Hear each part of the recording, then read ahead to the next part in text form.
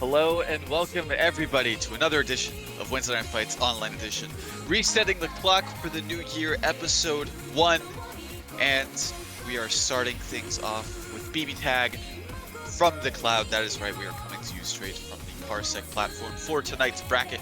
With me on the mic, of course, as always, the legendary duo of Wednesday Night Fights commentary for BBTAG. On the one hand, titular host of the Kraken Atkins podcast, Kraken Atkins himself, and legendary and wonderful, as always, Lon Lilly. How are you both doing tonight? Doing great, man. New year, new me. Just kidding. I'ma still play BB Tag. And we're getting rolled back. It's lit, dude. 2022. Let's fucking go. Yeah, you know, it's an exciting time, dude. Blaze Blue Cross Tag Battle. Another year of online WNF action at twitch.tv/ready30. And yeah, it can only go up from here. It's been going up through all this time, and I'm hyped. Ever in the Parsec format. Shout out to Paul A. It's good times. And my song is on. Thank you, Ready. Streamer. Hey, it's a bang. Song. 2022, you know, different year, but the same old BB tag that we're still playing it here tonight at the WNFs. Always excited to be able to commentate for y'all. All right, and yeah, this is gonna be a good bracket. You know, modestly sized, but still got some killers in here for tonight. And let's see. I'm trying to figure out who to have up first because there's also a couple players who are in other games for tonight, so I'm trying to make sure I don't accidentally call somebody who's still occupied. I'm sorry, man. This song, I gotta turn off the stream, bro. This song's a banger. But hell yeah, I got some familiar faces in here tonight. You know, Yo Face Scrub, her multi-time WNF winner. Yo, the Caterade is here to make sure Hilda Patrol over here. I gotta say, when it comes to the security job that Caterade has been doing as of late to keep these Hildas in check, my man's looking like Paul Blart out here, so I'm gonna need him to step it up in 2022. But he's here, he's in the bracket, and I believe in the power of Caterade. Mystery Racer, Guzman, Kiyomi in the house. May have recognized him from some Conditions as of late, getting ready for a weighted fate, possibly. It's gonna be a good night. I'm looking forward to it. Yes, for sure. Just talking about Caterade.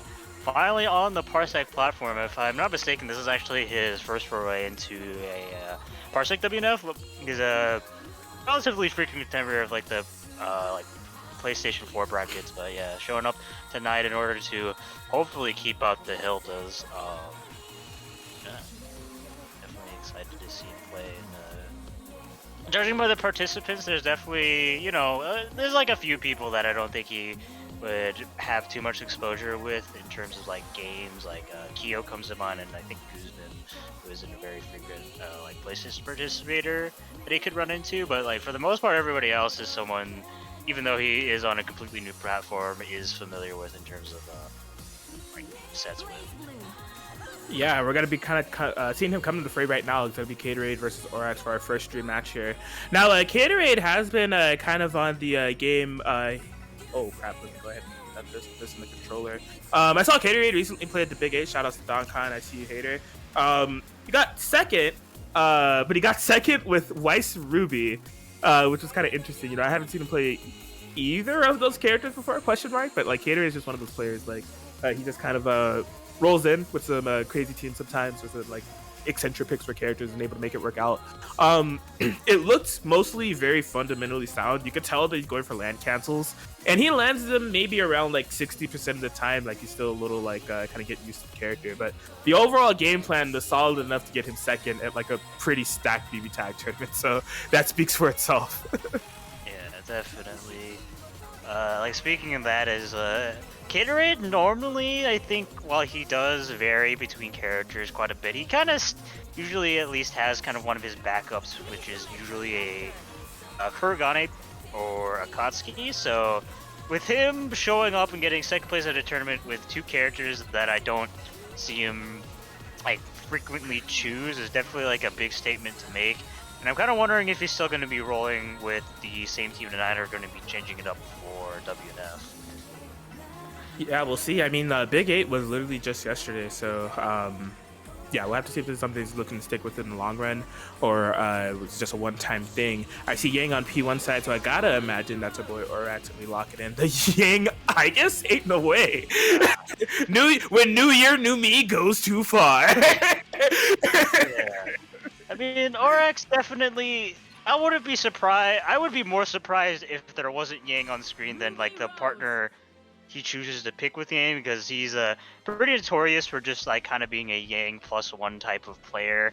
Though in the latter end of 2021, he definitely was enjoying more specifically his main team of Yang Elizabeth, and he was doing relatively well with the pick, you know, being his main team. He has a lot of proficiency with it, a lot of comfort with it, but yeah.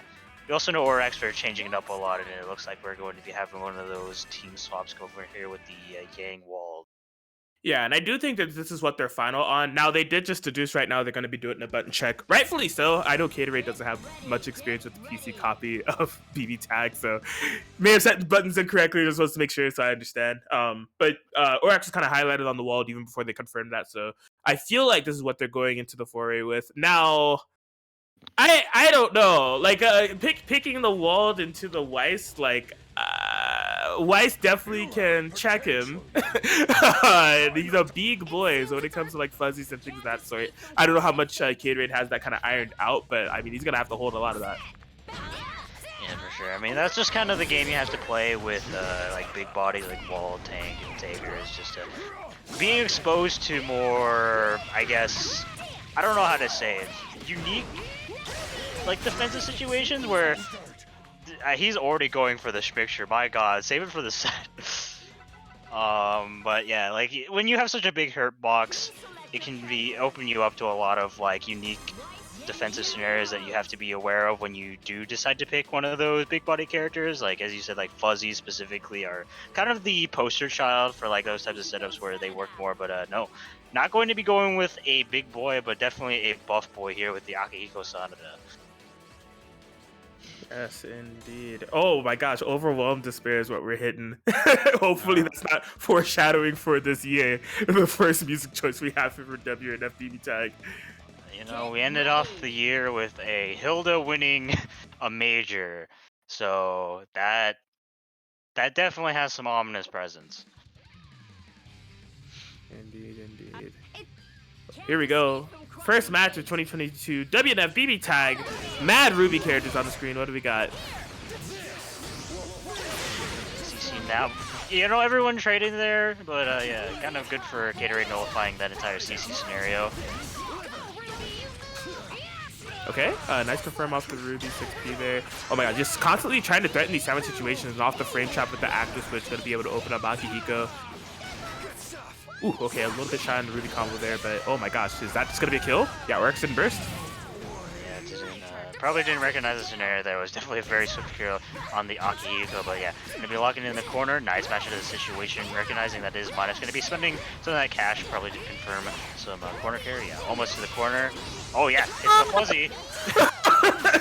That was disgusting.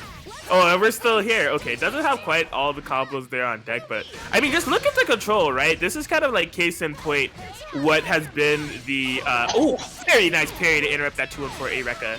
Yeah, he just has such a fundamentally sound approach to this team with Ruby and Weiss, and like all the pieces aren't there together yet. You know, there's some conversions that he drops and things of that sort, but his active switch mix-ups are very threatening. He has some fuzzies that he goes from time to time, and like I said, he attempts those land cancels with Weiss, so even though it's not all there, his kind of just his strong core is what kind of carries him with this team. Yeah, for sure. Definitely seeing kind of a lot of the same ideas that he would apply kind of with his other team comps in terms of like just the sandwich scenario and just the general pressure idea of, you know, being in your face. Is just maybe a little bit easier there with those Weiss and Ruby buttons. Indeed. Ooh, Aki just barely involing through that, and the 5A wasn't enough to clip Yang either. Orax has no complaints about that as we enter to the corner, but a dropped combo, unfortunate. So yeah, gets a land cancel too. That corner carry goes in with the empty jump flow. Try to bait the burst there, but still maintaining the pressure. Orax getting tapped low. Yeah, try to just do an empty jump, nothing, trying to bait a burst or whatever out. But yeah, swaps over into the Yang. Oh my god. Yo, and the side swaps? That was pretty clean, I'm not gonna lie. Nice active swap there. Did not convert off of the initial hit there against Yang, but no harm, no foul. I mean, oh man, Orax had a nice start, but like just as soon as Cater was able to turn the tides, I mean, look at the life bar. He's just been running away with it. Big throw bait here, gonna be popping Yang into semblance. Probably stepping the brakes there. Wow, that sucks, but that combo drop also sucked. But everything about this just sucks. Yeah, the clutch after switch at the end there to ensure that Weiss is able to punish, and now both characters are in super fatal territory. He's been using that 6P timed perfectly to where there is like a threat of a fuzzy or a low. I don't know if if Orax opts to crouch guard that, if the mix becomes a little bit less potent. But with the way that it's setting up, I think it's been really tough for Orax to defend in those situations. Oh wow, yeah, just goes in straight with the JC, no fear. Doesn't have enough meter to kill or anything. Yeah, just gonna be going for some Oki. Yeah, it was a safe jump, just keeping out. Confirm that kill on the Ruby left here with the solo Weiss versus the solo Gang. Solid stuff. I mean, yeah, you don't even oh my gosh, you do have to worry about damage. So like Yang didn't land this hit. There's gonna be a lot of damage on Weiss, but there was no Astral to worry about, and the rest is still active for Caterade. Okay, not able to land any hits, so they won't be able to get an Astral on their end, and it's going to be coming down to really dependent on whatever hit Caterade lands compared to Orax just leaving literally any hit to get this game. Yeah. Oh, didn't believe in that? Yeah, that's super minor. Some block. Unfortunate drop there from Caterade. Didn't quite confirm that combo. And yeah, with the solo Yang comeback, just like that, Orax will be taking game 2. You're not gonna beat us like that. There it is. Yeah, solid response there from Orax, able to bring it with the Yang Xiaolong. Now, in terms of overall 2v2 game, I still think Caterade is still kind of dominating in that aspect. But Orax did dig deep to make sure they were able to make the solo Yang comeback. But I still think it's going to be kind of on them to make sure they're able to get some of their own pressure going, you know, because Yang Akihiko, we haven't really seen what Orax bring to the table in terms of their mix and approach game in the neutral. But overall, solid stuff. I mean, we're still tied up 1-1 regardless. Sure. Maybe starting out with Aki this time. So, that round start. Nice empty jump low. Oh my gosh, okay. Interesting combo there. Inching at 5k. Gets the tick throw as well. Yeah, oh yeah, misses the land cancel there. But the thing about you have to be aware about with Weiss is that even if she misses land cancel, she's still plus. The privilege. Ooh, okay. Whiff on the Ruby 4P there. Oh yeah, you can see that he's oh my gosh, so he had put the ideology in Orax's head that he's gonna keep checking with 2A's and 2C's, and the moment he committed to a 5A armor. Yeah, oh unfortunately though, missing that Ruby combo still okay, yeah, it's away. Orax still locked into this corner, but trying to find his way out does, but as soon as he gets hit with the Ruby button and confirms immediately into super. No DHC, it was a little bit questionable what was going to kill, but allowing Yang to pop this semblance. And just shoot that Akihiko away. Oh, double overhead, triple overhead, all the overheads in the world. Has 2 bars on deck, but not the combos necessary to close this out. Oh, the East Coast allegations are false! He's okay, he knows. Alright, confirmed West Coast. Confirmed, and yeah, trying to match out of this situation, but was met with the fist of Akihiko Sanada. Will be confirming a kill on this Ruby here. Over with the solo Weiss. Level 4 Resonance has to be relatively careful considering both characters on Orax's side can definitely just kill him in one touch. Going to be setting up some ice walls, trying to just chip out this Akihiko. Yeah, going to be finally going in. Oh! I love the idea to try to hit confirm that at the last second to get some damage on Yang. It didn't work, but it was cool to see he was present-minded for that. Yeah, gonna be spending a lot of cash here. Really doubt this will kill, but yeah, goes in with the kind of tech trap setup. Gonna be setting up a glyph. Okay, yeah, push boxes, but no punishing. Punishes that, but doesn't quite believe in it. Yeah, there's just a lot of hits going on for Caterade that he's not quite believing in, but the power of Weiss 5A able to whiff punish the Yang 2B in order to seal out game 3. It worked out. It worked out. Yeah, very conservative gameplay there from Gatorade. We saw him previously in that YCing matchup, just teasing the idea of poking low, and this time he stuck a little bit more. He committed a little bit more to that game plan, maybe to a fault because he needed additional hits to land in order to get that. It wasn't hit confirming, but it all worked out there, and is pushing Orax to a different character pick. Are we seeing Extreme Evil come out tonight? You guys have known that Carbine for a bit. All right, never mind. That is you, Narukami, bringing bonds to the table. Possibly the power of friendship needed for Orax in order to make this reverse comeback. While Gatorade just needs one more game in order to take the set. Yep. The power of our bonds.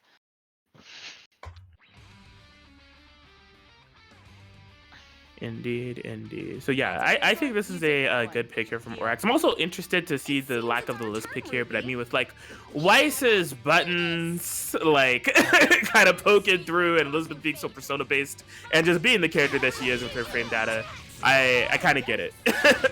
Yeah, you know, good answer to these poking characters. Simply just armor through it. Why not, dude? Why not? It's a mid. Okay, yeah, not gonna be bidding the burst there, but baits the throw. Yeah, good place to burst out of that situation. They're gonna be getting in this Ruby. Frame traps, but not quite believing in it. Oh my gosh! Nice stabilization off that as well. That Yang 6P could be so finicky, but picking up perfectly here for Orax is gonna be cashing in 2 bars. I don't see 4, but we do see Smokey. It's a really good push for that situation. Nullifying it entirely and whip punishing that J. That's definitely very hard to do. And keeping this cross combo relatively conservative. Woke up with 2B, didn't quite bait the burst there. Jump low, going to be catching the toes of this Yang. Yeah, misses the land cancel that time and using an opportunity to swap. And over to the reverse hit! Beasley buzz off. Oh no!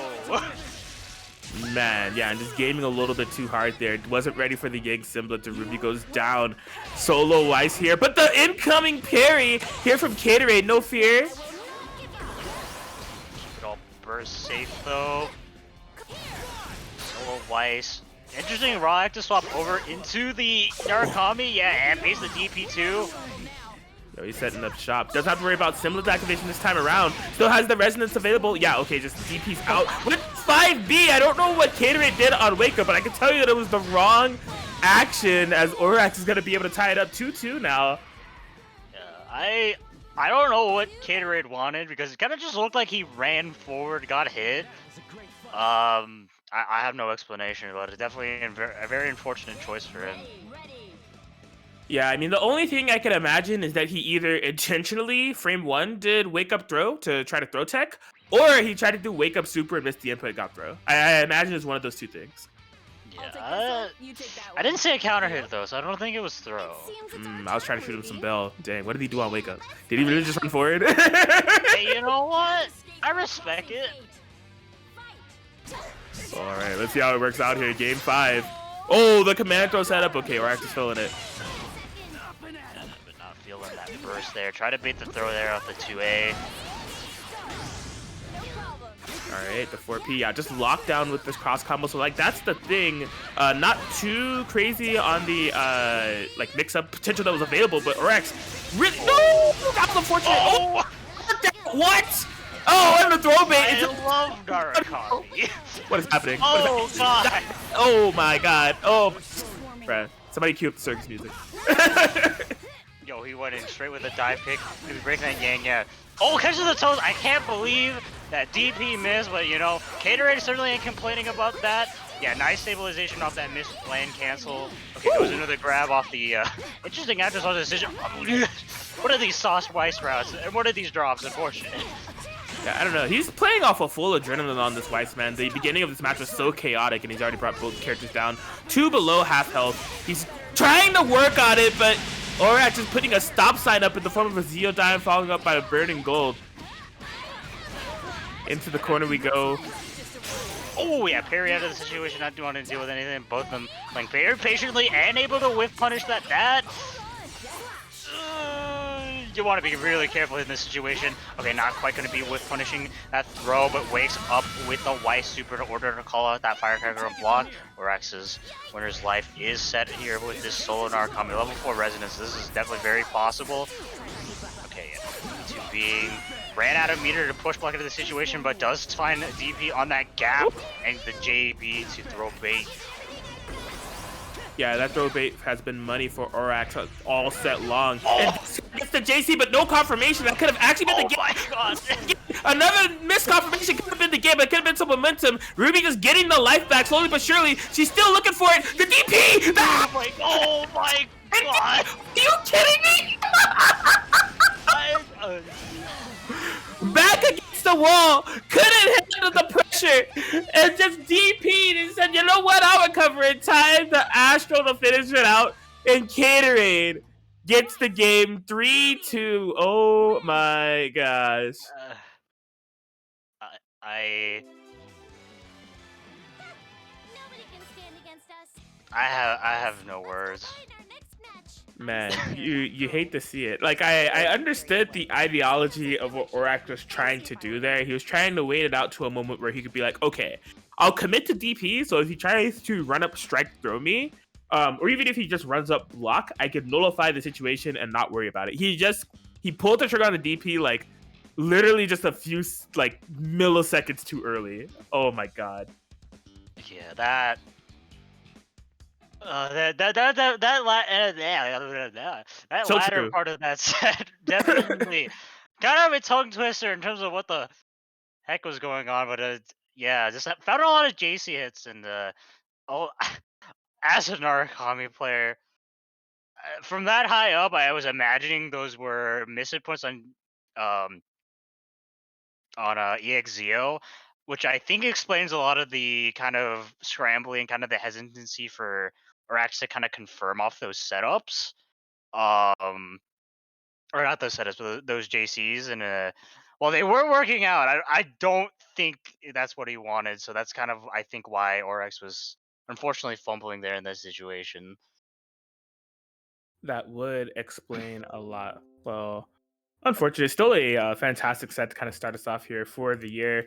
Caterade looks like we're going to be having him back up. He's going to be playing his winter semis match, going up against Guzman Gaming, professional Halo gamer over here, hopping into the secret territory that is Blaze Blue Cross Tag Battle action. Yep, and Guzman. I can't remember the last time he was at a WNF. I want to say like maybe a couple months ago, but definitely someone we know pretty well here over at like WNF scene and just the SoCal scene in general. Another Ruby player, or well, another Yang player, kind of. Usually sticks nowadays with Ragnar Ruby in terms of like their primary team composition, but like when it comes to Guzman, he's also one of those kind of wild card picks where he just shows up with whatever. Like it's like Hilda, New, Ragna. I swear to God, he's a Tager there somewhere. It can be quite hard to pin down exactly what the Guzman Gaming wants to play, and we're going to the item shop, huh? What are we doing here? All right. Oh, we're buying the Weiss chibi. Why are we buying the Weiss chibi? But we bought the Weiss chibi and didn't even equip it. This is cursed. I don't know why this just happened. I have no word. Now the question is, was that Caterade or Guzman that bossed the White chibi? That was definitely Caterade. Guzman is still playing Halo right now, dude. Slayer. That's crazy. Goes in, buys Weiss chibi, refuses to elaborate. It is what it is. They really do be like that. Yeah, the interesting thing with Guzman though, you were talking about like his character swaps. From a recent conversation with him, it does seem like he's soul searching right now, man. And that's kind of been what's been going on with the character picks that he's been all over the place with. He's been soul searching for quite some time, and he just hasn't found what clicks for him yet. Because he loves Yang. Yang is his heart, and he wants to play Yang. But he doesn't really want to play Yang Ruby anymore. He's trying to find something that is more, how do you say, like cheap or like meta, you know? But like his soul will not allow for him to go Yang Carmine. And there's like other teams that he's just like not quite sure about. So it's kind of all over the place. I don't think he has it figured out quite yet. So we might see like some of the Ragnar Ruby, which seems to be coming out here right now. But the long-term goal I do think for Guzman is finding the Yang team that makes sense for him in 2022. Yeah. Understandable.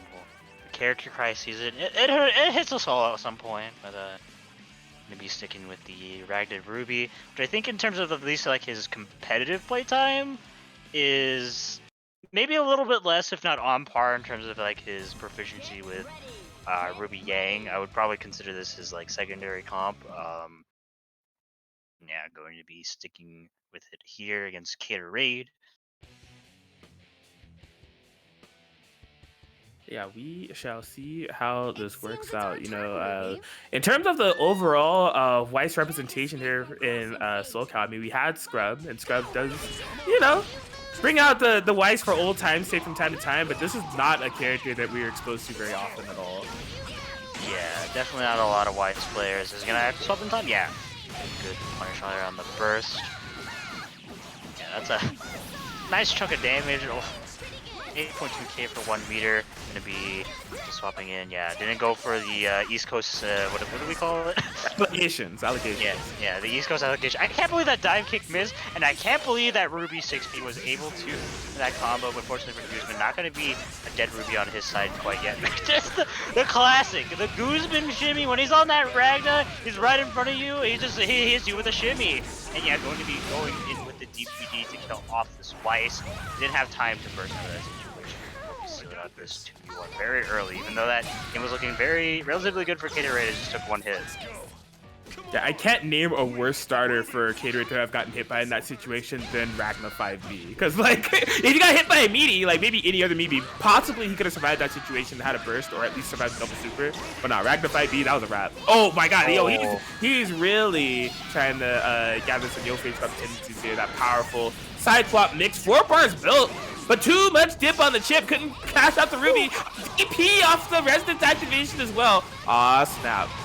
Yeah, that's gonna hurt. Ruby does a surprising amount of damage when she is able to cash out. Yeah, 10.6k, putting Ragnar in the red zone. Baits the Carnage Scissors, but wakes up with her own super to avoid any DAT situation. And suddenly, Caterade has definitely brought it back and might be able to seal out a kill on this Ruby. Oh no! Oh, okay. Yeah, I like Guzman activating the resonance here. Oh, but I don't. Too slow. Oh no! Yeah, that super is notoriously hard to punish on block. So, yeah, in that situation, Guzman just needed to do either be faster or just do 5A. So definitely kind of an unfortunate, I won't say knowledge check, but it's just an unfortunate call there for Guzman, which a game that basically looked like it was in his favor, as he did have the actual in deck, just squandered away. Yeah, he's going to be switching things up, going back to his girl, Yang Ruby against us. Now we saw Caterade victorious, narrowly, but victorious over Orak with the Yang plus X comps, because it was just a myriad of Yang teams. But yeah, I was just going to say, that was the approach that Caterade had, was peppering in those lows to call out armor. He was right, but Ruby 6P saving the day and cashing in this happy birthday. Guzman has no complaints about that. I certainly did not complain about it. So, yeah, 9k or 8.5k, you know, might as well, yeah. And maintaining the pressure here, went in with the empty jump low, then, yeah. Ruby dodging her own burst, protagonist privilege against herself. This is definitely a turnaround compared to game 1 here. Oh, yeah, it doesn't bug the overhead. Not going to be a confirm off it. Yeah, all of Caterade's characters are bleeding, but does find a good place to hit this Ruby. But, oh, wow. And they're not able to catch. Yeah, the cross combo mostly just used for stabilizing the neutral game here and giving Cater a little bit of presence. But man, look at like how much Guzman has been able to do. Oh, I like that snipe. You know, wasn't able to kill, but yeah, just sniping out with those firecracker shots. And Weiss is out of there. Oh man, the fumbling of the bags from Guzman is giving me a little bit of anxiety. I'm not gonna lie. Yeah. Okay. Does swap into the. Oh my god. I want to commend him for like believing so hard that that buzzsaw was going to lose, but like he could have killed out the situation. But you know, it doesn't matter. He got the style on him, and he still got the dub on the round. Guzman taking game 2. Man, I'm not impressed. You know what would have been impressive? If he went for the other super. That would have been impressive. Yeah, you know what? You spit in, because that one would definitely be a lot harder to stabilize. Oh man, but nah, that was good stuff from Guzman. That was a complete 180 from the first game we saw, right? This Yang Ruby is just allowing for him to really get it's his comfort zone, man. Like he's just getting a lot of this offense started and picking his spots very, very well. And I think it's making a big difference here as we go into this game 3. Yeah, okay. Both of them deciding to jump up and use 4P. Oh, and unfortunately though, Cater guessing wrong there, getting their DP baited. Oh, he stood off! Okay, oh, no punish there on the burst, but yeah, Ruby 4P, man. Always gotta be careful of those. That's one of those Guzman Ruby 4Ps, dude, where he just sits there and then just calls it, and you're like, yo, my button's gonna hit her, and then you realize she got invul. she invul the entire time. I don't care what Dusty says, bro. It's a fully invul assist. I believe it. Oh, goes in for the overhead reset.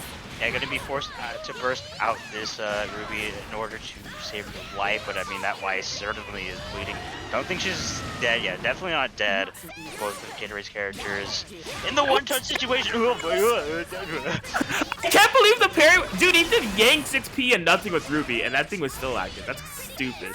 I don't know what to say. I got hit because it looked like it crossed up, but it turns out it was on the same side.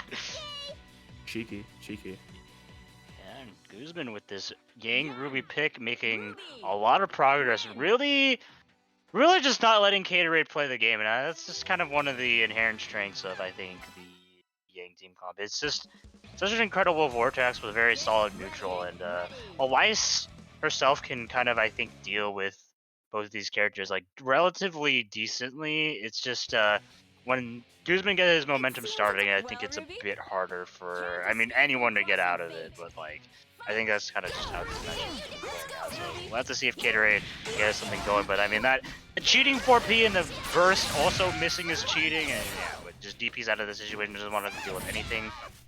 Why do all of Guzman's assists have I don't know, dude. He's like, low-key, he's one of the best 4P users in BBTAG. And like, I think it's because he's hacking, but like, just straight up, they always...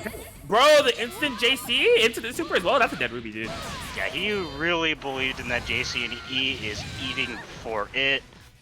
And we left here with this solo Weiss. Very tough comeback to make, but you know, landing there with the JB would have been good if that 214C didn't miss. Yeah, I didn't even really get to formulate my thought. You know, I wanted to say that the big challenge of the Caterade was going to be avoiding kind of like the snowball potential that Guzman has been able to create. But I mean, he lost Ruby in like the first 20 seconds, so like that was definitely not a factor at play here. Trying to outplay with the solo Weiss, but she just has so much work to do. There's no resonance. Like, it's really tough here for Caterade. Yeah, in the sandwich scenario too. Yeah, I mean, what is it? Is it going to be a left, right, or is it going to be a grab? Who knows? Oh, the meaty 5P. Oh, try to match the situation. Was went with a grab once again. As Guzman somehow drops this combo, I am inclined to believe this is a set for him. Yeah, that's gonna be it. This is definitely the WNF of play every Ruby character besides the Blake and Neo challenge. But because that's what we've been having going on tonight, it definitely took the Yang Guzman Gaming to right up to the occasion. Get that 3-1 victory over Caterade and move on into winners finals. Guzman locked in. Yep, and has to fight the winner between Yo-Face Scrub and Kiyomi. And it looks like that's one that we're going to be having up very shortly. I'll go ahead and get these two situated. We do got to tell these viewers about the match room that we got going on, because that's something that we're carrying into 2022. If you don't mind, let them know what we got in the match Reno tonight. Yep, I got you. If you guys haven't already, click that link in the chat that Atkins brought up to go to our match Reno page for tonight. And yeah, here, just log in and click that claim code button there on the top right in order to donate a free 25 cents to tonight's pot. It's very quick, very easy, and it's much appreciated. But there's other ways to put money in the pot. We also have that direct contribution button there on the top right as well. It's a shiny yellow, orange, and yeah, just click it. Put as much money as you would like to donate, and yeah, sort of out in the match arena. But we also got those sponsored quests on the side. Just make sure you follow those, and yeah, also donate some money. It's as easy as following Diaphone or Rio151 over on Twitter. But yeah, if you want some merchandise though with your direct contribution, we got a lot of wonderful manga supplied to us by Kaiten books such as Limited Life in Another World, Yakuza's Guide to Babysitting, Electrical Core, My Dad's the Queen of All VTubers, Welcome to the Outcast Restaurant, and Uzumade are made is way too annoying. But we also got more merchandise such as Quintessential Quintuplets stands, Girls Frontline keychains, Girls Frontline rubber clips, Fake Gold keychains, Princess keychains, and Azure Lane keychains. No matter which way you donate to tonight's Matcherino, it is much appreciated. But you know, we got a little bit more than the Matcherino. We are on the Parsec dimension for tonight, so when you put in the code PS, it will get sent over to a Ko-Fi link. And yeah, that is to help support our wonderful parlay who does run these servers. Are they getting on with the match? No, there's a punch check. Okay, thank God. Yeah, so make sure you go over and support our wonderful parlay for allowing us to run these WNF Parsec servers bi-weekly. Without him, these wouldn't be possible. And if you just, you know, give him some money, give him a shout out, you know, write him a nice message or write him a mean message about Plague. Either one works. And yeah, that is the thing with that button check out of the way. Is Kyo on? Okay, yeah, Kyo's definitely on the right, and he's hovering over random select. And you know, out of all the people I know in SoCal, if anyone's going to pick random select, it's definitely going to be Kyo. But it doesn't look like he wants to go down that path. We'll be choosing the Kate Carmine. Indeed. We did see Kyo play against Monkey in a first to 10 exhibition at Condicium with this exact team. And it took a bit for him to get started. He was definitely struggling against Monkey's Ragnagen. But once he did kind of pick up in the middle of the set, it really looked like Kyo kind of returning to form. Like everything was kind of there. The chaos, the rush down, and just very good decision making. So I'm actually really excited to see this set because Kyo definitely brings a playstyle. I don't even want to say that it's like a playstyle or approach that no one else in SoCal has. It's like borderline no one in the world has. Like he's like the only one on this team, and just like his decision making, it's very, very eccentric. Yeah, definitely one of the crazier players out there. That combo is a little bit crazy. Unfortunately, drop. Still, yeah, those cat paws, man, they're so good. Yeah, able to catch the Gauntlet Haze, and this Ragna might be dead. No, gonna be dropping out of the situation, allowing Yo Face Rub to swap over back into Ruby. Ooh. Wow, was that a fake cross up? Yeah, that looked like a fake cross up. Very sneaky stuff there from Kyo. Yeah, hopefully not feeling too dissuaded because it looked like there was a dead Ragnar on the table there. But oh, I was gonna say so far so good. Gets caught by the Ragnar 6P. Doesn't have a burst available, so gonna have to eat so much of this damage. The 4 bars. Gonna be spinning it. This isn't a dead Juve, but a good break for Yofish to catch. Yeah, very close to dead too. Definitely equalizing those health totals and abating the DP there. Here, with solo Carmine. Okay. Yeah, what was initially a pretty solo heavy round for Kyo, now kind of coming down to possibly needing to have a little bit of outplay. I mean, the solo Carmine is a character that can do it, but a lot of this resonance hasn't been used in a very beneficial way. Right, yeah, force sandwich scenario, yeah, the dirty mix. Yes, indeed. Scrub absolutely firing back here. So much damage on the table, pretty much a mix away. And look at all the life that Ragnar got back, man. Yeah. Nice health Fang to maintain the pressure, covering with the 6P to make sure that Carmine JA was covered, and Yo Face Rub taking game 1. Yes, there's an excellent kind of response there. I mean, getting that big hit on Jube was huge, and then forcing Kyo to commit to that DP on block was even bigger, because I mean, like just isolating it to a 2v1 situation really put Scrub in an advantageous place. But Kyo definitely had some opportunities for greatness there in the earlier parts of the match. Like, there was definitely a situation where I think Ragnar could have died and just didn't quite have the confirm. But you can see Kyo trying to find more of that early game aggression as they are isolating the Ragnar, getting some good hits here. Trying to bait out something there. I'm not quite sure. Maybe a burst, but allowing Yo face up an easy way to start his pressure. Goes in with the Gauntlet Hades. Ooh, unfortunately not getting the corner. Definitely a very weird combo drop. Ooh, okay, a whiff punish there. Yeah, wasn't able to cancel the claws there into anything. Into the corner we go. Yeah, goes in with the empty jump low. Really surprised I wasn't gonna catch out his super there because that burst was coming, but still. Oh wow, yeah, clips the toes there with the Carmine. Okay, gotta be able to get a little bit of life back. Cumulative life totals are actually pretty much even. Kyo just has to be a little bit careful about what to do with this Jubei. So in fact, you know, I'm not sure how I feel about this. You know, he spent all the cross combo in order to try to mix, brought in the low Jubei, and he doesn't have a burst available, commits to the super, didn't get punished, but commits to the DP afterwards. And yeah, I had a feeling that Scrub was going to take it really nice and slow, because the moment that Kyo overcommitted, that Jubei was as good as dead. Yeah, but Yo face drop. Not expecting the wake up grab from Kiyomi, but not going to be killing off that Ragnar just yet. Yeah, relatively patient cross combo, just wants to make sure that Ragnar is healthy in the back, doesn't want any dead with him, but yeah, just going to be catching this Carmine there with the jump in. Wow! Oh. Of all things to hit behind, the Carmine, but not the Rupee. Go Feisty! Go Feisty to grab! The mix! Like it. Oh my god, yeah, just little by little hit.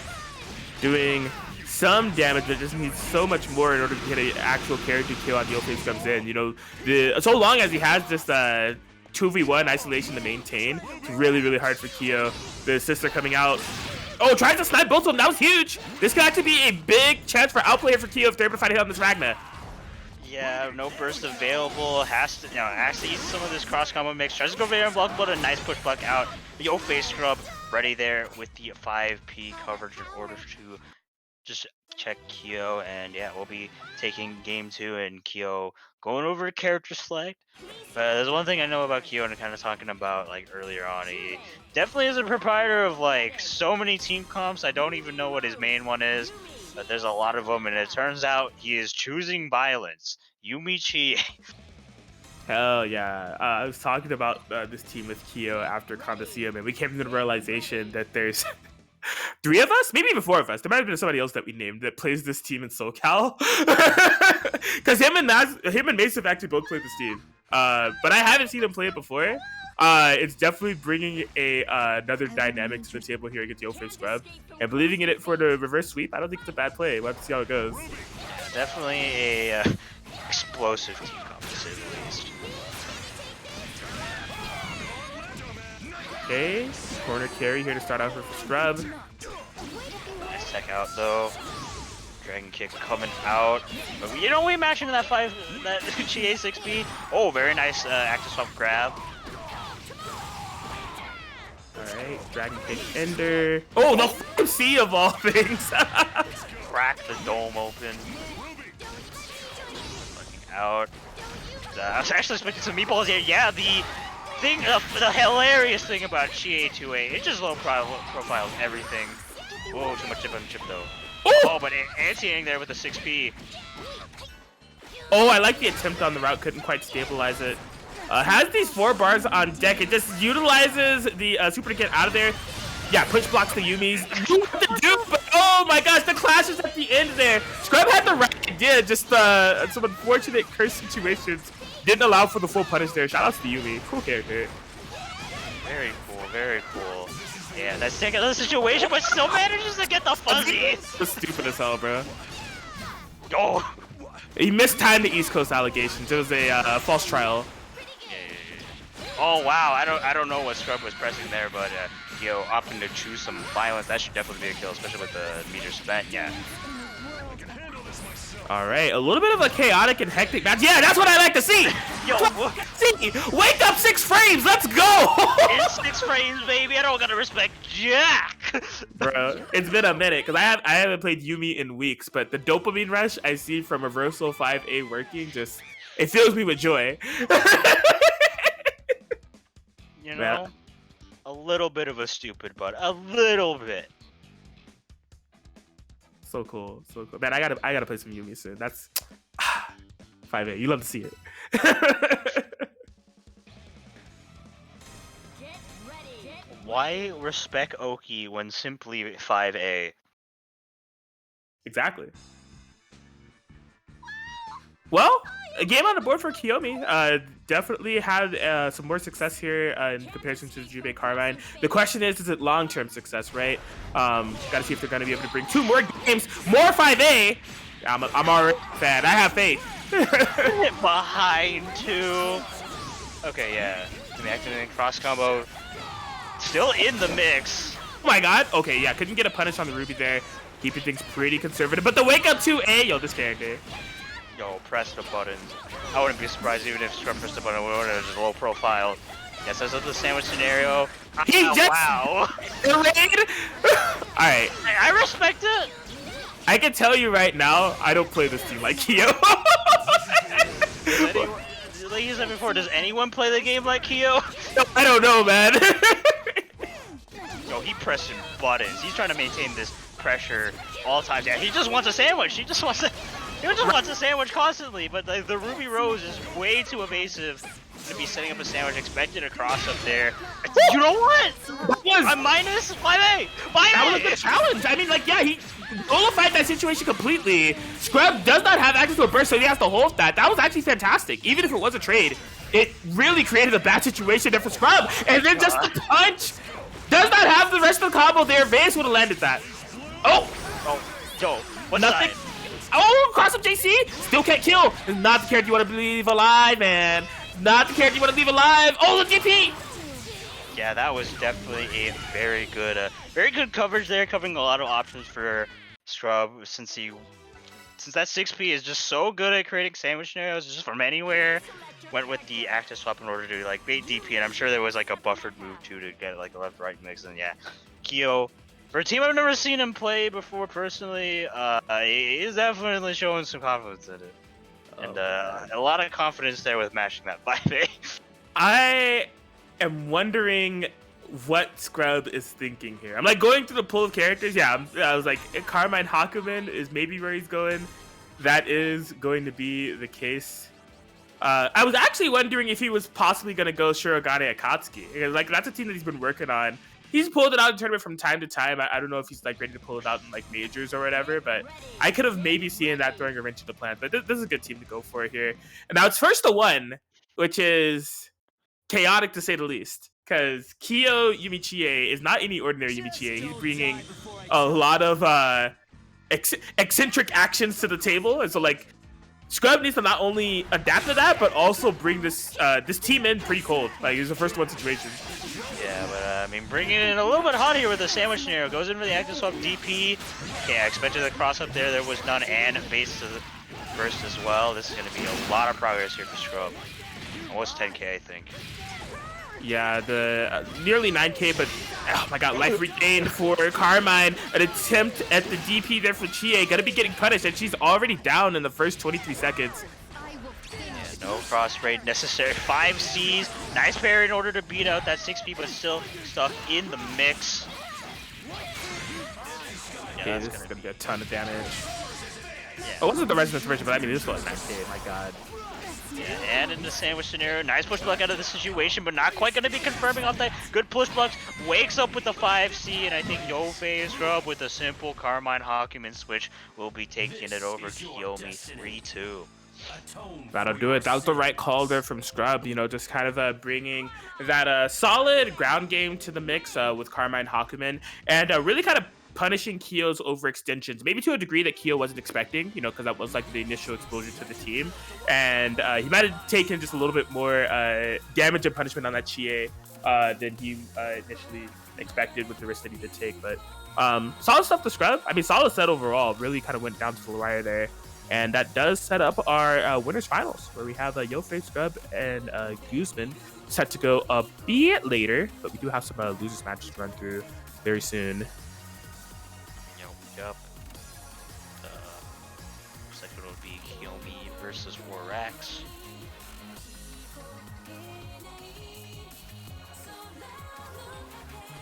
Awesome, awesome. So Keo hasn't had zero presence in online tournaments over the past 2 years. He's showed up from time to time, as opposed to Orax, who's been a constant week in, week out participant here at WNF. We appreciate you. Saying that to say that I'm not sure if these two have any matchup history. There's a slight chance that they have at least one match. But I mean, it's just the time frame in which that happened. Who knows what Keo was playing at that time that they did match up. And like if Keo goes like the Karma and Jubei in this instance, it could be a initial exposure here for Orax no matter what. Yeah, definitely. And first exposure to Keo, I think, is always kind of an experience because, like I mentioned before, he's wild. He's definitely not only has a lot of characters you have to be prepared for, like the entire player matchup is something you just kind of have to be grasp in order to properly kind of like fight him. And it can be very surprising at times and catch you off guard, and those times when it catch you off guard can definitely be game losing scenarios. Definitely, yeah. Out of curiosity, I'm trying to look at Keo Smash GG just to like see the last time that these two have played against each other, if it ever happened. But like if it did, like it's nearing like almost a year ago, so it's almost not even worth bringing up.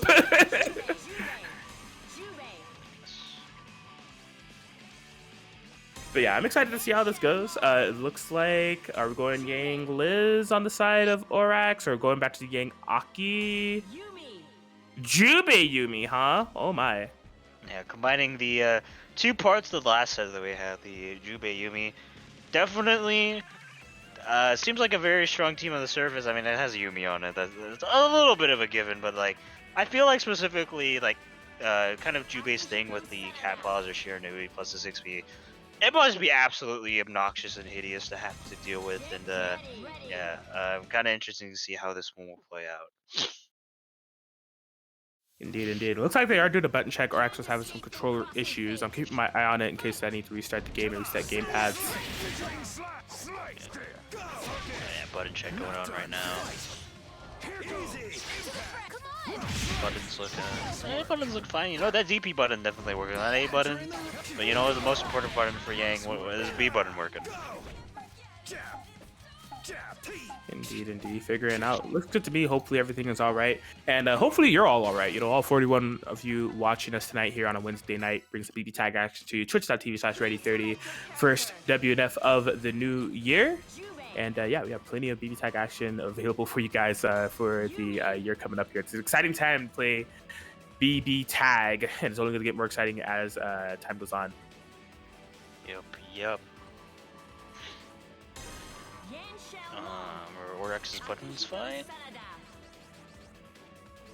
Yeah, looks like everything is good to go. We're locking in the net play stage with some Hyde theme. Hyde theme do go crazy, so. I think all the Uni themes are bangers, personally. To be fair, in this game, it's hard to find a song I don't like, to be honest. That's a good point. That's a good point. I think as a cumulative, I think I'm more prone to like the Uni themes over everything else. I think.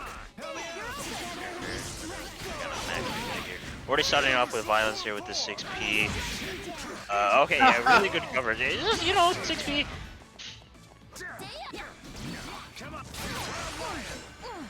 Okay, yeah, trying to go for a bit of an active switch there. Good defense from Orax thus far. Oh, the last minute cross up with the Jubei 6P. That was sneaky. Definitely not something I was expecting. Trying to jump out of the situation, but still getting locked up. Relatively conservative cross combo, surprisingly enough. Oh yeah, that's a mid. Yeah, I gotta hold that. Yumi will be dying for this, but this is such an equalizer in terms of health bars cumulatively. I like the two of them are practically at even health. Still hasn't gotten his Yumi out of the dangerous zone. In fact, just kind of playing with fire here. Fire decides to tag her out. Yeah, try to whiff punish that JB there. Went for the tick through set, but was met with a DP. But a nice back out of the situation, but gets hit with one of those 5Bs. All right, nice check with Yumi 5P. Has corner positioning here. Able to find an overhead. Couldn't get a confirmation, but a forced sandwich situation. You block the active switch, but I still have a strike though afterwards. Gonna be able to take down the Akihiko for it. Yeah, left here with Soul Yang is in semblance, and we definitely have seen tonight how Semblance Yang can definitely ruin your day. Oh my god, almost really good air to air. I don't know where anyone's going. Yeah, the chaos is definitely ensuing between the two of these right now. Okay, able to find the throw. Yeah, it looked like the Keel was going to try to implement that runaway game for as long as possible, but Cat has been chased down. Not quite dead yet. Oh no! I'm not sure why Orax went for DP there. That might be a fatal mistake. I think the ideology that they had was like, I want to whiff punish with DP just to be better safe than sorry, so it's unburstable. But it was just a little bit too much foresight that was unnecessary. You know, the 5A would have done the job, caused the miss time, but they're still staying in it. Gonna get big damage on this Yumi. I'm pretty sure she's dead. Yes. Yeah, spend all the cash just in case. Yeah, maybe didn't need quite all of that, but you know, 11k putting her in her grave. Kilo, so a relatively good amount of red health. Has no more health. Yeah, that did it. The throw there for Orax, and you know, despite the kind of chaotic DP with punish attempt there, still keeping their wits about them and able to get that Yang comeback. Kind of one of the second or maybe even third Yang comebacks that we see from Orax tonight. Really kind of showing their kind of strength of that character. So wait, woke up with violence there. The round start. Oh, I see what happened. Yeah, the Yang body blocked the 60, so wasn't able to confirm off it. Oh yeah, that's one of those instances with the Yang 6P can be pretty unreliable. They can get the last hit there, but a nice TRM check here from Orax. Lots of damage being done in this Yumi as of right now. Yeah, not quite confirming off that. Oh yeah, just not believing in a lot of these hits, but you know, we might not be believing, but we definitely believe it in violence. Yeah, and I gotta say, all the damage that Orax is able to do to Yumi is super significant. Cause like the concept of this team, from what I'm seeing thus far, it definitely feels like when it shines, it's when it's in super cape mode, right? That's what like Jubei's point. Yumi has her crazy assist, kind of allowing for him to rush down and do stuff. But the lower that Yumi's life is, the less potent the team is. Cause I mean, just like that, right? Jubei's gonna have to come in solo, but even if she's low, it's more risky to call her as an assist character, you know? Yeah, for sure. And, we're definitely going around the world there with that combo. Try to wake up with an EX move, I'm not sure, but like Orax definitely ready there, covering the OP with the 6P and stealing out the K, putting him in the litter box. Okay, it looks like he's going to character select. Now we gotta figure out what the select is here. Okay, he's going for straight for Jubei Carmax. I wasn't sure if he was gonna tease the idea of Yumi Chie.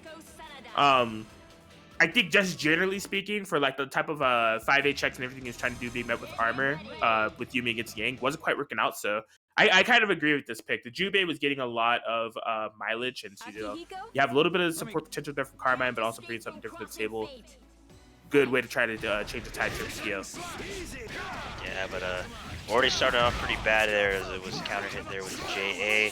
But a good push block allowing Kyoto to get his pressure, but a really good 2P. Oh my gosh. Okay, it almost all worked out. I mean, the Yang is still getting punished. They are just really bullying each other's partners' characters. They sure are, but Orax definitely getting the better end of the deal here in this situation. Oh, nice throw bait though. Be probably getting back some more life and equalizing all these health totals at least a little bit. But Orax still definitely in the life lead. Probably not anymore. Yeah, that's going to be a huge punish on the DP, but did not get the kill. Oh my gosh, yeah, Akihiko lives into the light of day. I mean, Orax, like, has to be okay with that trade. Akihiko definitely should have been in a fatal territory. Still able to maintain this 2v2 for now. Yeah, we're just scrambling here. Runs up straight with the grab, spends some of the cash up front. Doesn't keep it all burst safe too. There's definitely a lot of missed opportunities with the small Akihiko DP not able to reach that Kate in the background. Orax waking up for violence after the semblance hit. Is he able to confirm on that? If so, he's cracked. Don't fight! Oh my god! Crack the dome, baby. Not expecting the hidden 5C mix-up, and yeah, off that, which is a very, very scrambled game, Kyo finally putting one on the board. All right, Kyo bringing it back with the Jubei card right now. Like, I gotta say, I don't know if I can attribute a lot of that game to the Jubei Carmine pick being a counterplay. I think there was a lot of scrambling and situations that kind of happened on that game 3. And I mean, that's actually a good thing. I think there's a lot of situations when it comes to Kyo's offense that hasn't been exposed to Orax yet. So long term, that could be kind of powerful here for Kyo. Oh, just like that. Like, that's a situation that Orax straight up hasn't been exposed to yet. So Yeah, good 2B, but not quite working out here. And the power armor can only do so much there in that scenario. Able to kind of whiff punish here. This Yang. Oh my god, yo, that was one of those. It was just like, what's going on? And then by the time you realize it, it's already too late. Getting the confirmation though, so Kyo gonna be suffering for this a bit. Yeah, spend some of that cash. Just gonna be making that Carmine bleed. Nice air. If he's able to stabilize this, that might be a kill. No, doesn't go into the super quite yet. Okay, Jubei in. Yeah, Kyo kind of forced to play this solo Jubei game. And like I said, when Kyo's at his strongest with his Super Kate, you know, that Jubei being fronted by those assists in the back, still not feeling, I mean, that makes sense, because Jubei's going to cross up, so it'd be hard to hit that Carmine. But it has to be careful otherwise about how they call that Carmine from here on out. Yeah, Kyo's not keeping a lot of these confirmed burst save, which is definitely reducing his kill potential by quite a bit. Oh, yeah, but Orax might be able to seal out this cat. Maybe perhaps for the last time. Oh, he tried to be so conservative on his meter. Oh, but that's the exact opposite for Kyo. It's burning it all, but somehow characters are not dying. My god. Okay, Jubei's out of here. Solo Carmine. I could barely keep track. Yeah, I feel like 7 characters should have been dead, and there are 4 characters in this game right now. Oh! You just got clipped? Just didn't expect the blood wheel. Running out a lot of Kyo's resonance, but since all that life gain has been kind of nullifying a lot of the life gen. Oh my god, but the anti-air 5A able to catch Kyo slacking in the air, and what was a very chaotic end to that set, but I know one thing, Orax will be moving on to the next round. Kyo lost. Yep. That's all I can say. That's what happened. That is what happened. There's no cap detected on that statement, Lon. Nope. I'm still trying to process the entire scramble that was that Carmine Jubei versus Yang Akihiko. I have no word. Yeah, I mean, it was something else altogether. It did come down to the last hit, basically. So much so to the point where it was like 2 characters that have such overwhelming damage that the resonance basically didn't matter. And Orax able to find that anti-air 5-8 seal the deal. I'm gonna have to kick Yomi, man. I'm sorry. I gotta kick you out, man. They're here. They're ready to go. All right, so we do have Caterade and E2 Deku coming up here very, very shortly. Blaze Blue Cross Tag Battle. Getting them set up here. Hope you guys are enjoying yourselves. Hey, if you haven't already, I mean, we're kind of getting to the latter half of this bracket here. Be sure to support the Matcherino, exclamation point Matcherino, Matcherini, or Master Cheap in the chat. All those commands will bring up that lovely Matcherino link. You can hit the claim code button and donate a free 25 cents to the pot if you haven't already. You know, it's just a completely free donation that you're able to do. Goes towards the players here tonight. I do see some people that have done some direct contributions. We appreciate you, Cube, Vato, and Cerviche. Both kind of putting $20 to the table here, respectively, putting us to a nearly $45 pot. We greatly appreciate both of you. If you want to, you know, be cool individuals like Cube, Vato, and Cerviche, you can also do some direct donations. We greatly appreciate that. If you want to receive something for those donations, I mean, that Matcherino Marketplace, the 2022 edition of the Matcherino Marketplace, it's here. And yeah, they got some stuff in there for you guys. I mean, we're talking like great manga from Chitin Books, such titles as Lord of Life in Another World, Shed That's Genri Kasaki-san, My Dad's Queen of All VTubers, and many more series there. Let's see, do they have anything new up here? from the last time that we did anything, I'm not sure, but multiple volumes of all those titles that you love from Chitin Books. And some charms and keychains for sale as well.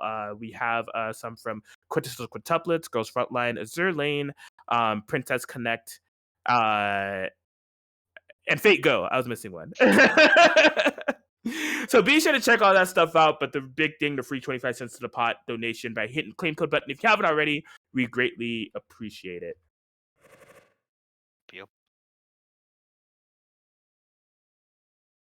All right, and I do apologize for that. Trying to get things together here. Each deck was having a bit of issues with the controller. No. Parsec, it's definitely, improves the connection quality, but sometimes you just got those controller problems, and it can be a little bit yikes sometimes. Yeah, I think I'm just going to reset gamepads completely once E2 Deku joins. Yeah. Maybe you could also try running in big picture mode as well. Like go into big picture and then go out, because that's what I usually do. Okay, yeah, I can give that a try. E2 Deku said he's going to restart his PC, so I will consider that when he comes back. Yeah, because I usually just like go into big picture, check the controllers, see if they're connected, then exit big picture and then go into the game, and that usually works. Cool. I will test it out.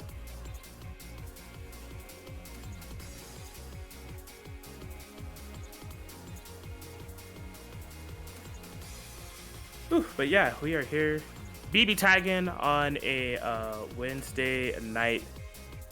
Hope you guys enjoyed your holidays, had just a great holiday, a happy new year. Hope the first 5 days of 2022 has been treating you all well. I know for me, it's been a lot of BB tag, some relaxing, and then I had to go straight back to work. So that's been that. But otherwise, pretty swell. It's been a new year, and I'm still stuck in the gacha hell dimension of Genshin Impact. Oh man! Oh, the new hotness dropped today, huh? Dropped yesterday. Shenhe? Yeah. Yeah. I did. So on my lunch break, I was gonna play some BB tag, but I couldn't find any matches. So I was just like, you know what? Let me turn on the Genshin Impact, and I had like a 40 gigabyte download or update that I had to deal with. And I was like, I guess I'm not gonna play any Genshin Impact. So, I mean, the update should be done now. I'll go ahead and claim my Genshin Impact primos for winning the whatever it did at the Game Awards and do one pull and see if I'm lucky. But, I think we got like a free. I can't remember if we still have that free 10 pull from winning that. This is not an ad for Genshin Impact, by the way. Don't play that game. It's not. Hey, let me bring something to the table here, okay? So throughout these past few days, I was feeling kind of lazy, right? When it came to my meals for the next few days, I just wanted to get something that was gonna last me for a couple of days without having to cook. So what am I describing here? It's pizza. So I ordered from Domino's. They had the coupon for 3 large pizzas, right, for $9.99 each. Did you know E2 Deku has just been waiting to connect for mad long? Damn, we just started talking about Genshin Impact and then pizza. Whatever, I'll get to them when I get to them. Anyway, so about these pizzas, right? So I got a traditional pepperoni pizza, which is all right, but I was like, dude, pizza? I need something different, right? So I ordered from Domino's a large pizza that had Italian sausage and Alfredo, and then another one that had garlic parmesan sauce and chicken. And let me tell you, I regret ordering the pepperoni pizza. That was a mistake. It's kind of pepperoni pizza isn't bad, but there's so many better pizza options out there, dude. That Alfredo and Italian sausage, it was fantastic. The freaking garlic parmesan with chicken was splendid. I feel like going into 2022, I have some woke opinions about some pizza right now. We're doing it all wrong. We don't need traditional pizza sauce. Understandable. All right, I'm gonna do some big picture tech. Employ the method. I will. I wanted to see if restarting the thingy did the thingy, but lo and behold, big picture mode. All right, so I haven't done this in a while. Controller settings. Yeah, controller settings. Yeah, they're there. Okay. And then now exit big picture. Yeah, I gotta go here to do that. Huh? And now try it. I believe.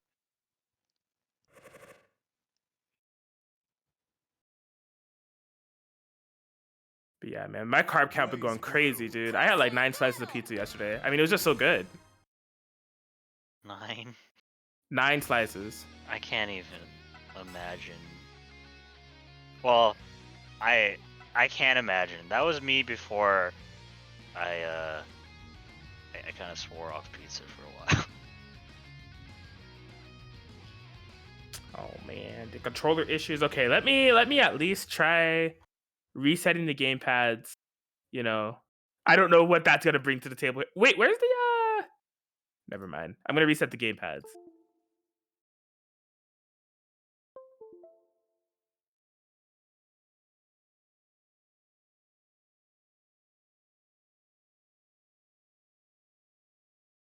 I heard one of them connect.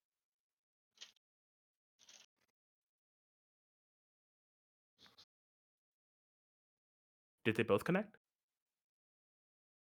Mine is rough. Oh no. Man. Maybe I'll just I assume. love technical difficulties. Indeed. Now I have a theory. Has Gatorade been player one side the entire time? Blaze blue. I guess he has to have been, right? Because he's been like controlling the menus. We need E2 Deku on player one side. I can't really tell you why, but that's my theory of what needs to happen.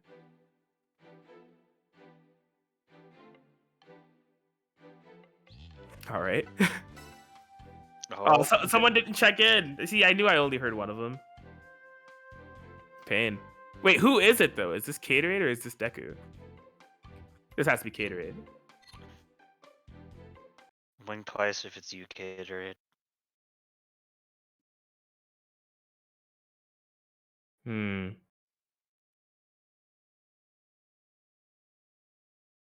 If there is an extra controller being detected, it's not. Yeah, I can confirm it's not me. I try to disconnect my controllers from my PC when we run these. I'll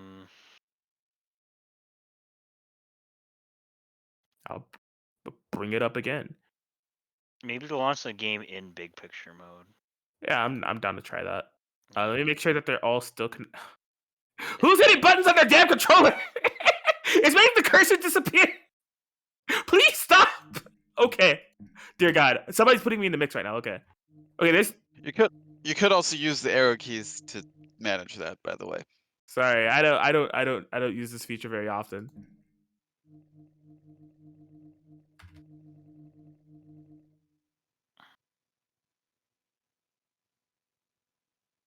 Yo, hitting that back button was impossible. It's still impossible right now. I don't know how to. The arrow keys won't scroll to the back button, so I don't know how to go back. Press escape. Okay. Just so, you know what? Never mind. We'll get there when we get there. Oh, we're halfway there. Oh, living on a prayer. Wake up, DP. It'll hit, I swear. It's gonna get muted, Atkins. Yo, it worked! Our Lord and Savior, big picture mode, Gabe Newell in the house, bringing it together for BBTAG. I hate big picture mode for everything else, but at least it fixed our controller issues. My God. Oh, I gotta disconnect. Let's do that. All right. Oh, we're finally here. After minutes upon minutes of waiting, we will finally be having. Is this still? Yeah, it's still losers quarterfinal. That took so long. I swear to God, this set already completed. I was a bit mixed, not going to lie. My deepest apologies. Could you say that they're finally here performing for you? Yeah. Do you know the words? I mean, everyone can join in too. You want to put your hands together? Right, no, I'm done. I'm not continuing this. If you want to clap. I ain't continuing this either. I don't want to get shot. Right. T.O. just told me not to, you know? Is this a game? Are they playing? I don't know. He did round start JC, so I morally want to believe that this isn't a game, but this looks real. I think this is a game. All right, so he did round start JC. How do you feel about that, Lon? It is certainly an option you can do within the game Blaze Blue Cross Tag Battle. All right. Oh man, which Ruby is which? Okay. Blue Ruby is Caterade. Blue B is Caterade. Got it. All right. Well, Caterade is really kind of piling up the offense here. E2 deck is stuck in the mix. Oh, he's East Coast! He's East Coast! He got hit by the East Coast allegations! It's a wrap! GG's, gamer. Oh, yeah, nice use of that glyph there. You'll be getting a side swap too. This should be a kill with the cross combo. Oh no, drops it. I love the idea in theory there from Caterade. He just simply did not have a proper control of the chaos that would ensue from trying that. Is the empty jump low going to be bursting out of the situation? Oh no, doesn't believe in that confirm. That should have been the robbery that E2 Deku was looking for. I feel like Ruby could have died from that. Yeah, but yo, movement. Yeah, just going to be going straight through that Ruby super. Yeah, what the hell? Wasn't Caterade winning? What happened? He simply was wrong, and suddenly Ruby's dead. Alright, he's gonna 2A, he's gonna clip the toes. Man, Cater's had to fight Mad Yanks tonight. Yeah, I think he's had to fight every Yang player in the bracket. Yo, he didn't push block that? That's crazy. Yeah, I'm a little bit surprised about that. Yeah, just gonna be matching out of the scenario. That chip is definitely building up, but finds a good place to whip punish this. As long as there's no drop, that should be a kill. I was a little bit worried. The scaling on that super is a little bit soggers, but in the end, killed off the Yang. Caterade taking game 1. Yeah, that match nearly went off the rails, but it all works out there for Caterade. Okay, so like, I don't even want to shoot any bell, but like, I guess I could, in theory, understand why he did round start JC. He was just that scared of the Weiss round start, but I mean, like, just do round start DP at that point, like. Oh, yeah, went for the sandwich scenario, but just got DP out of the situation. That's not able to convert. Our E2 Deku running in with the JC. Okay. Oh, yeah, able to escape the command throw setup and confirm his happy birthday. That was very impressive from Caterade. Unfortunately, not all the damage available on the table being cashed out. Weiss getting anti-air, but oh, wait, there was an active switch! Yeah, but still in the hit stun from that super, not able to DHC out of that situation. Could have just been a dead Ruby, but yeah, going to be equalizing this health quotas quite a bit, but dropping the combo there at the end. Okay, for sandwich, almost confirming off of that. We're going to be able to get the burst punish though. All right, just has to deal with one burning girl. Yeah, and girl. Okay, yeah, still giving it a chance of life, but it gets immediately hit there with the cross up. Caterade taking game 2 very quickly, already putting him on set point. Man, who is Blake? Literally, who is that character? Well, canonically, that's Yang's girlfriend right there. So true. Can't escape from crossing fate. Fight. I'm saying there's been so many Ruby characters tonight, except her. I mean, I could count Neo, but like Neo, like, but like no Blake. Like, where's Blake at? I'm not sure. Who's Blake? Exactly. Black Belladonna. Belladonna. Yeah. Anyways, there's a game, by the way. We're supposed to be coming. Oh yeah, I'm sure it's going fine. I mean, look at E2 Deku. He's gaming right now, dude. That looked like it was gonna cross up, and it didn't all along. The Caterade Ruby in a bit of trouble. That glyph set up, nice block on the cross up there, but gets throw baited. But yeah, on the other side, so wasn't able to confirm off it. But the Ruby 4P always there to save the day. All right, I like it. The relentless aggression here from E2 Deku, taking the fight to Caterade. Threatening a kill here on this Weiss, depending on how they ended. Okay, yeah, they didn't want to deal with any burst shenanigans. Just simple and clean, getting to 2A, Ruby, under pressure. And yeah, that should be just a straight up game there for E2 Deku. I mean, really solid players through and through. Yep, just a very good example of the kind of Yang Ruby vortex.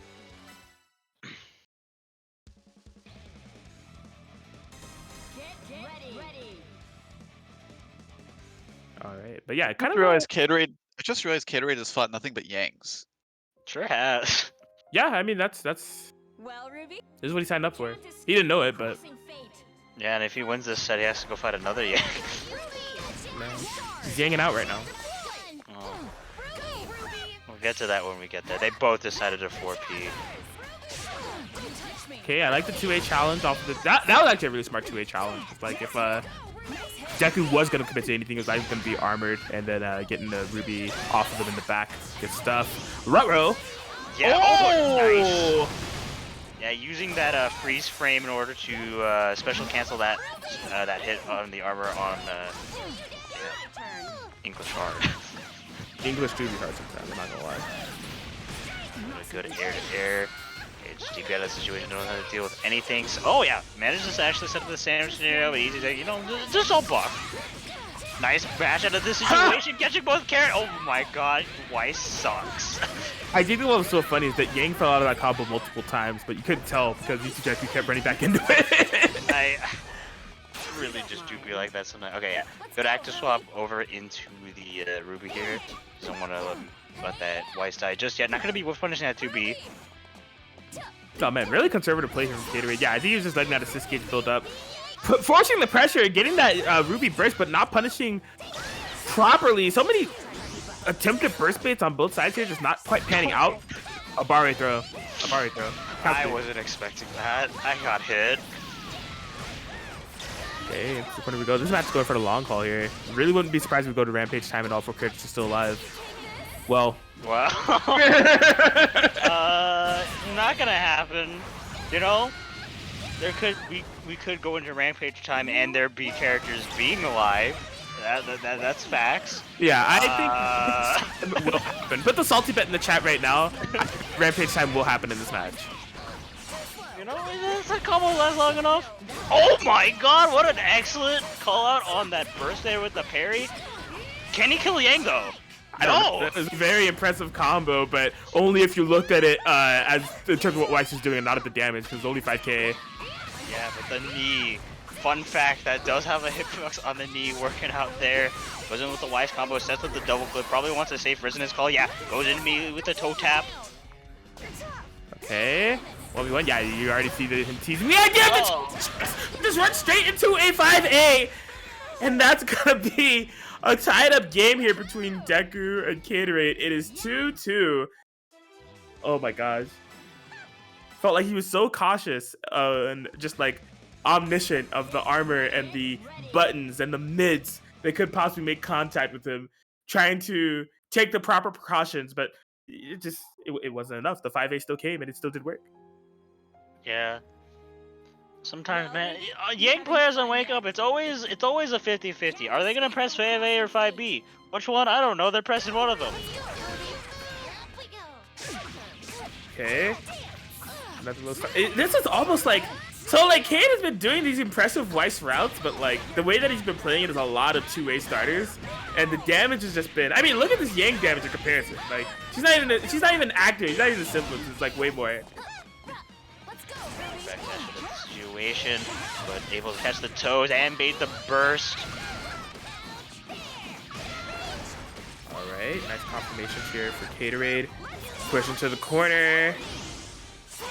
We're about to see, no, we're gonna go in at the anti-jump low, confirm off it, swap back over into the Weiss. Doesn't quite bait that burst though.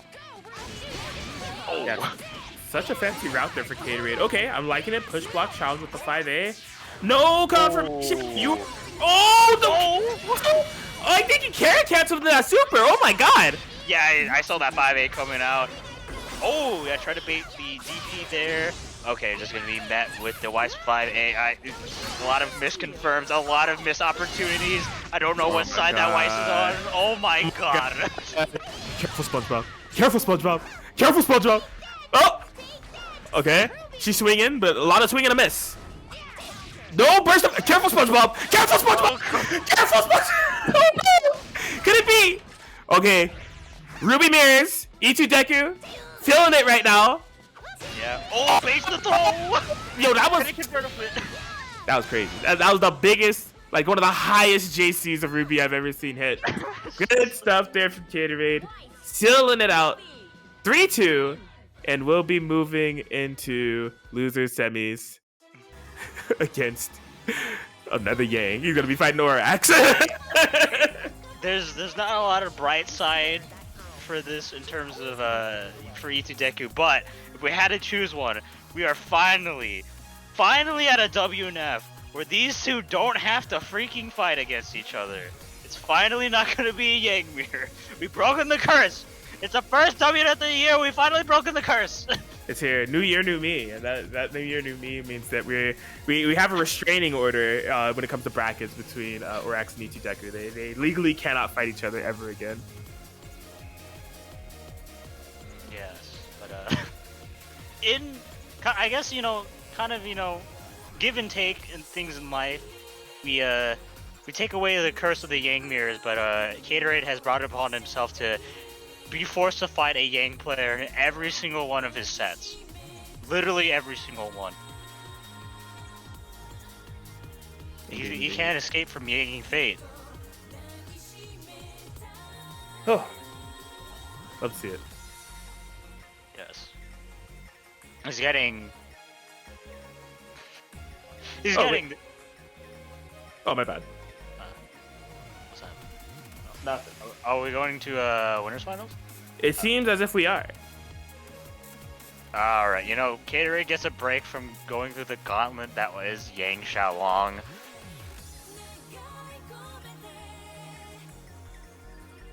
Yeah, so we're gonna be waiting for Scrub and Guzman. Yeah, I'll wait for Guzman to join, and then I'll launch the game, and then gotta be right back in like 2 minutes. I'm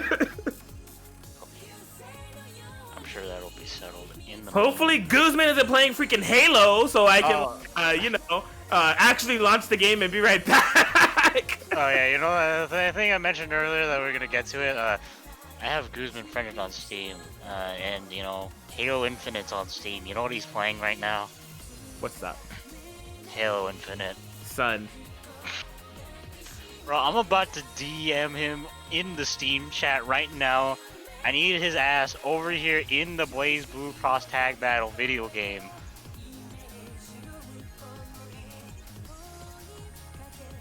I actually will DM him right now. What the? Hold up, Brad. Custom game? Here, I'll do it too.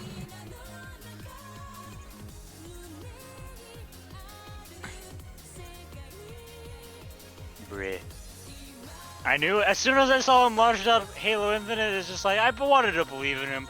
I wanted to believe in Guzman that he would be prepared for his match. No, I saw him launch it up. I was just like, it's a Warrior.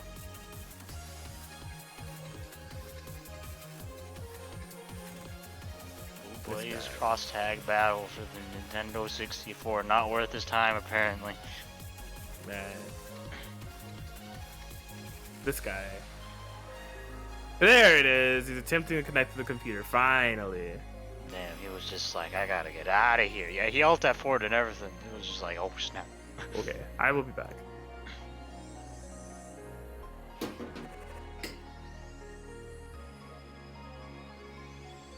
Blaze blue.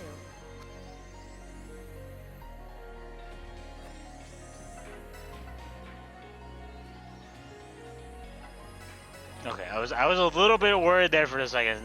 Someone wasn't moving their controller. No face rub versus Gooseman Gaming 1.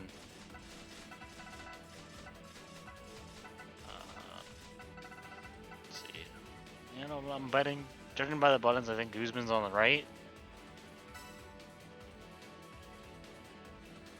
Find out.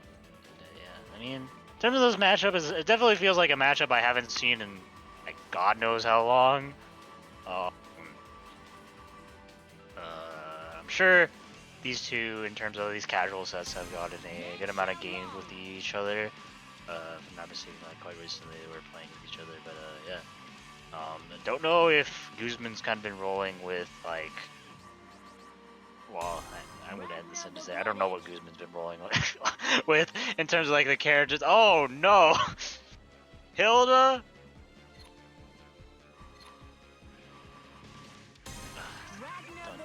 He's so good. What are they doing? I can't comment on anything. They're just going everywhere. Ah! Please stop! Oh, now, hold on. I gotta be right back too. This is I'm not mentally prepared for this. No, I'm forced to be here. Well, I hope to God this is a button check or I'm quitting life.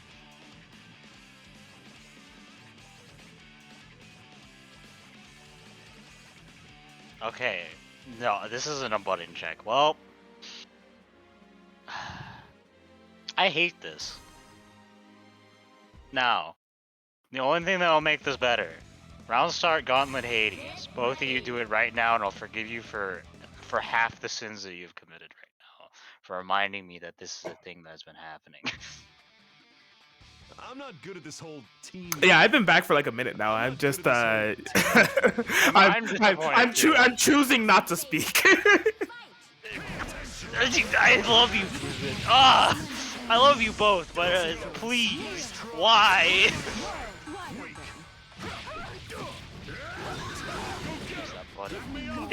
I don't know who's who. I think Guzman's on the right. Yeah, he's on the right. Yeah. Giorno Giovanna color. That's definitely Scrub. Yeah, Air Unblockable didn't opt to push block that. But, I mean, it was only 2.4k, so not the worst thing in the world. 4P is coming? No! Are you crazy? Why not? I don't. What? I can't believe you didn't 4P right there. Man. I can't believe anything. Okay, gonna try to jump out of that. Gonna be able to dodge successfully. Yo, he thought. That's how I know that it's Guzman with the purple Ragna. He tried to do one of those iconic freaking I am in block stun or trying to go on defense. I'm gonna call 4P. And he'll just 4P. It takes a million years to come out, so she just got stuffed in the face, but it worked out. Jump into the situation. Beautiful. Yep. Nice block on the double overhead. Yeah, we shooting lasers. Nail torrents. That's gonna be a lot of chip. Oh, you gotta guess, and there it is. She's gone. She's gone. Just like that, she's gone. Serenera. Yeah, but a lot of that resonance is running out. Carnage is able to catch the hill. Not quite gonna be a kill. Oh, okay, yeah, it's gonna be DPing out of that situation. Not believing in that 2C hit, but is able to find a catch there on this Ragna. Yeah, sets up the nail torrent. Doesn't have enough meter to really apply any threatening pressure, and we got quite a while until Rampage time, so that definitely was going to be rough as soon as first row. I don't know. Yeah, I was gonna say, if you're Guzman, you're actually kind of glad that nail torrent happened there, because like Scrub's comeback potential was significantly thwarted by that decision. But yeah, can someone like peek in and like tell me who's who? I'm going to. I once again, Giorno Giovanna color is like that's a Scrub classic, but like I don't know. yeah, I'm assuming that player one side is Scrub, and also just based off of decision making, it feels characteristically that is Scrub, and right side is Guzman. Yes. Both jumped over each other. Almost a good call out of the TRM, but unfortunately got pushed back way too much. He just backed out of the situation. Gets his close tip, but yeah, not gonna be in that burst. Yo, Ragna 5P is stupid. Oh, that went full screen. I can't believe that was the option and it worked. Genius. Oh, Gauntlet Hades doesn't get the confirmation. You're insane. Did you think that was it? I can't believe there was no punish. Yeah, said it was a nice push block. That's all I gotta say. Yeah, unironically very good push block. That is a pretty good counter strategy to Hilda 4P in some situations. It's just push block out of it. Like if there's like active switches or unblockables that you may be under.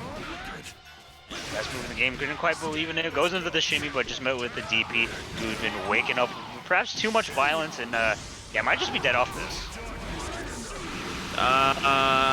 Possibly 2 single target supers. It's gonna be close. Yeah. Oh, it was Resonance Version actually. You're so weak. All right, Scrub firing right back. Gonna be tied up 1-1, and the Ragna Hilda off. It looks like we're committed.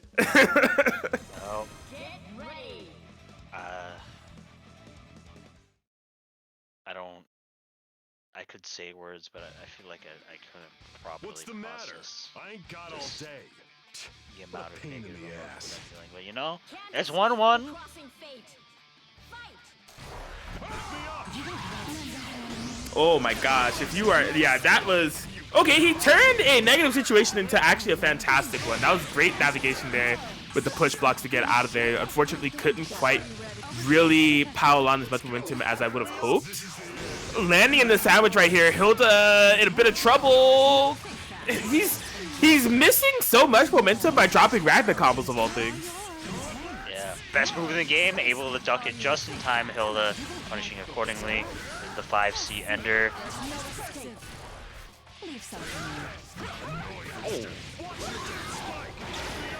Wow. With the 4P, there's gonna be a lot of damage.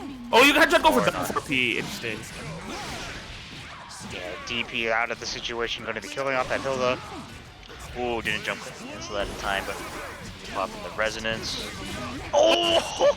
Oh, okay, he couldn't pick up both of them, but I mean, this is still quite a bit of life to regain if you're Guzman right now. I think that's all his life, yeah. Oh, close enough. Oh yeah, he wants that home steal. He was looking for it. Yeah, oh man.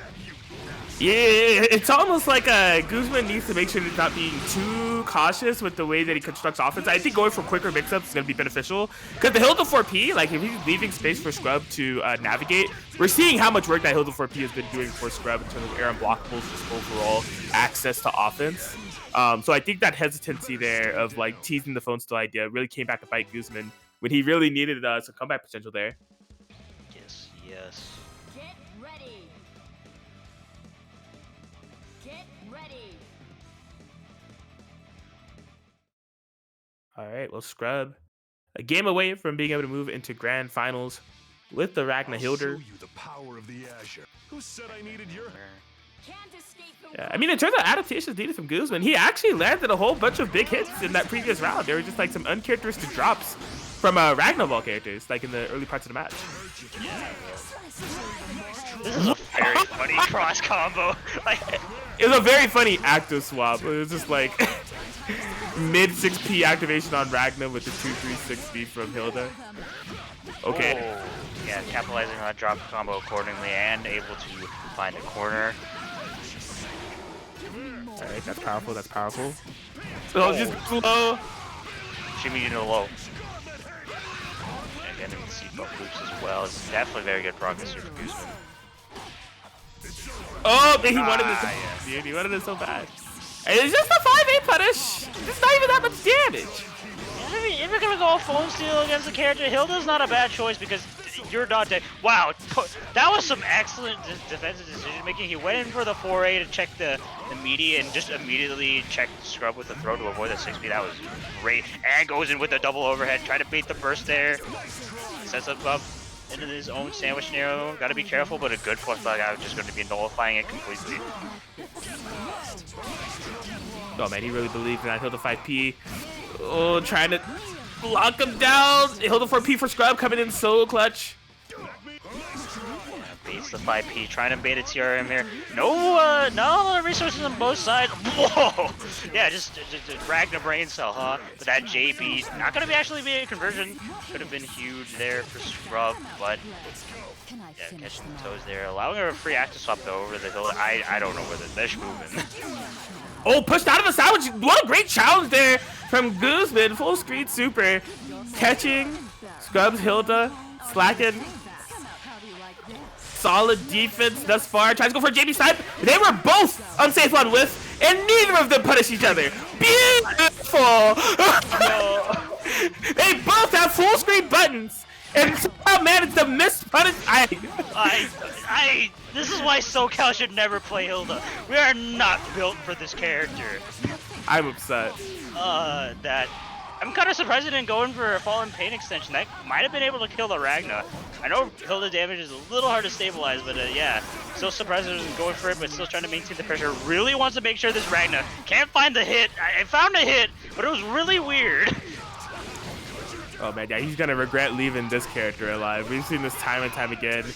But the combo from Scrub, a rare drop at that. Oh, and the TRF! Freaking that far away! Okay, he's not gonna get cross gauge back. That might kill though. Yeah, I think so. I won't speak too soon. Yeah, that'll do it. So Guzman ties it up. We're tied up 2-2 between Guzman and Yofe Scrub in the Ragna Hilda mirror. I'm upset that I can't play in Parsec bracket. Why? Because you want to beat their asses, or do you want to prevent them? He was like at the moon and Wolf Tilda JV and Scrub freaking. Right? I swear to God, I'm gonna show up to a WNF. JV in response. God, I'm gonna show up to a WNF and play Hilda, and I'm gonna curse everything. So you know what? No. You know what? I'm not doing that. I feel okay. Caterade is still in the bracket. There's still hope. There's still hope. My savior. He's the chosen Hilda Slayer. He has to do his job. Alright, right now, Scrub is definitely doing work.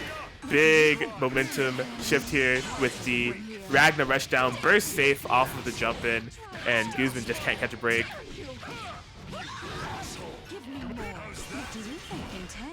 Nice walk on the haze and a good duck in order to punish it.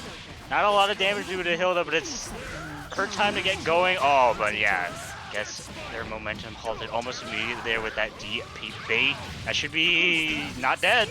Didn't quite believe in it. Goes in with the oh ho ho super. He's got Imagine time. it's gonna. I don't know. Oh, okay. Yeah, I think so. Wants to see that Hilda sets up the sandwich scenario.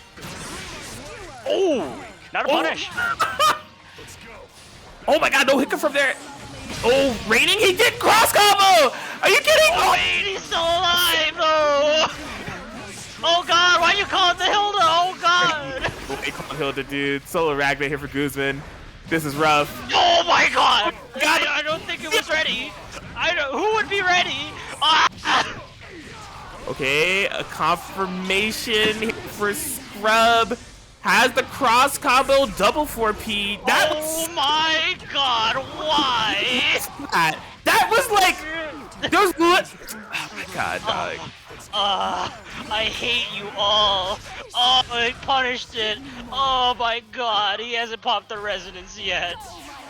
Okay, yeah, Torrent into Resonance Pop. He doesn't have, okay, no air unblockables to worry about. And the B catches it. Oh my. That was like, DBD? He could. Oh, never mind, dude. Scrub is able to take it 3-2. Move on to the grand finals.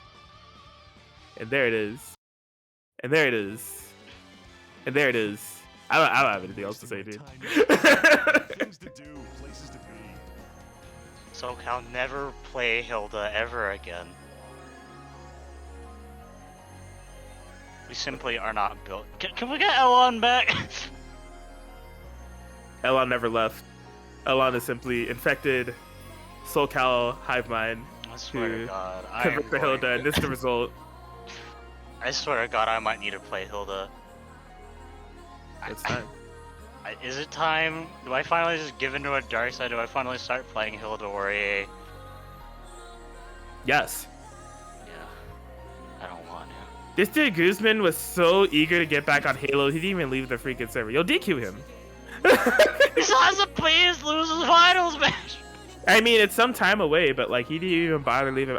If I check my friends list right now, this on freaking Halo, I swear, man. All right, he's not on. He's not on. But it's gonna happen. It's gonna pop up soon. I know it.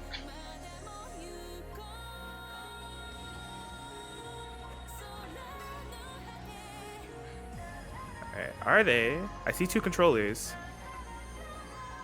1. Uh-oh. Uh-oh! What's going on? Let's see. Now my stick isn't working. Well.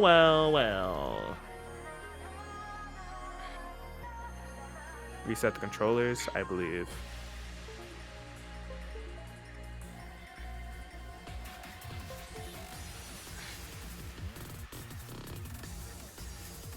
You know, there's multiple reasons why Orax's controller is not working right now, but it's definitely the Hilda player's fault. It's just something in the air tonight. Okay, we're all there. We're all good. Which means I'm control alt tilting out of here. And yeah, we got a loser semis to play out.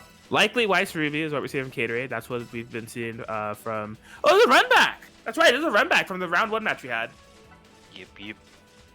Yeah, and I mean, this one went super down to the wire. I mean, it basically came down to... So, it came down to a pseudo one-hit scenario, next hit win situation. But Orax, like, if they waited a mere, like, 10 milliseconds before they DP'd, possibly we could have had a different result, but because they DP'd at the time that they did, they ate an Astral.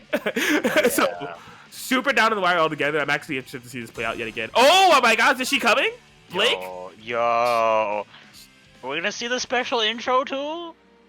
There's a button check, dude. I refuse to believe. Oh, this is real. This is real. Oh, This is no yo. button check.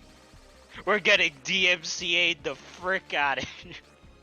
Man, that is nutty. You gotta play. Oh, Overwhelmed Despair. You went to Abandoned Temple. You had to play Red Like Roses. Like, but it's okay. It's Well, okay. you want to get the Von shot? Play like Crossing Fate Ruby version. You could.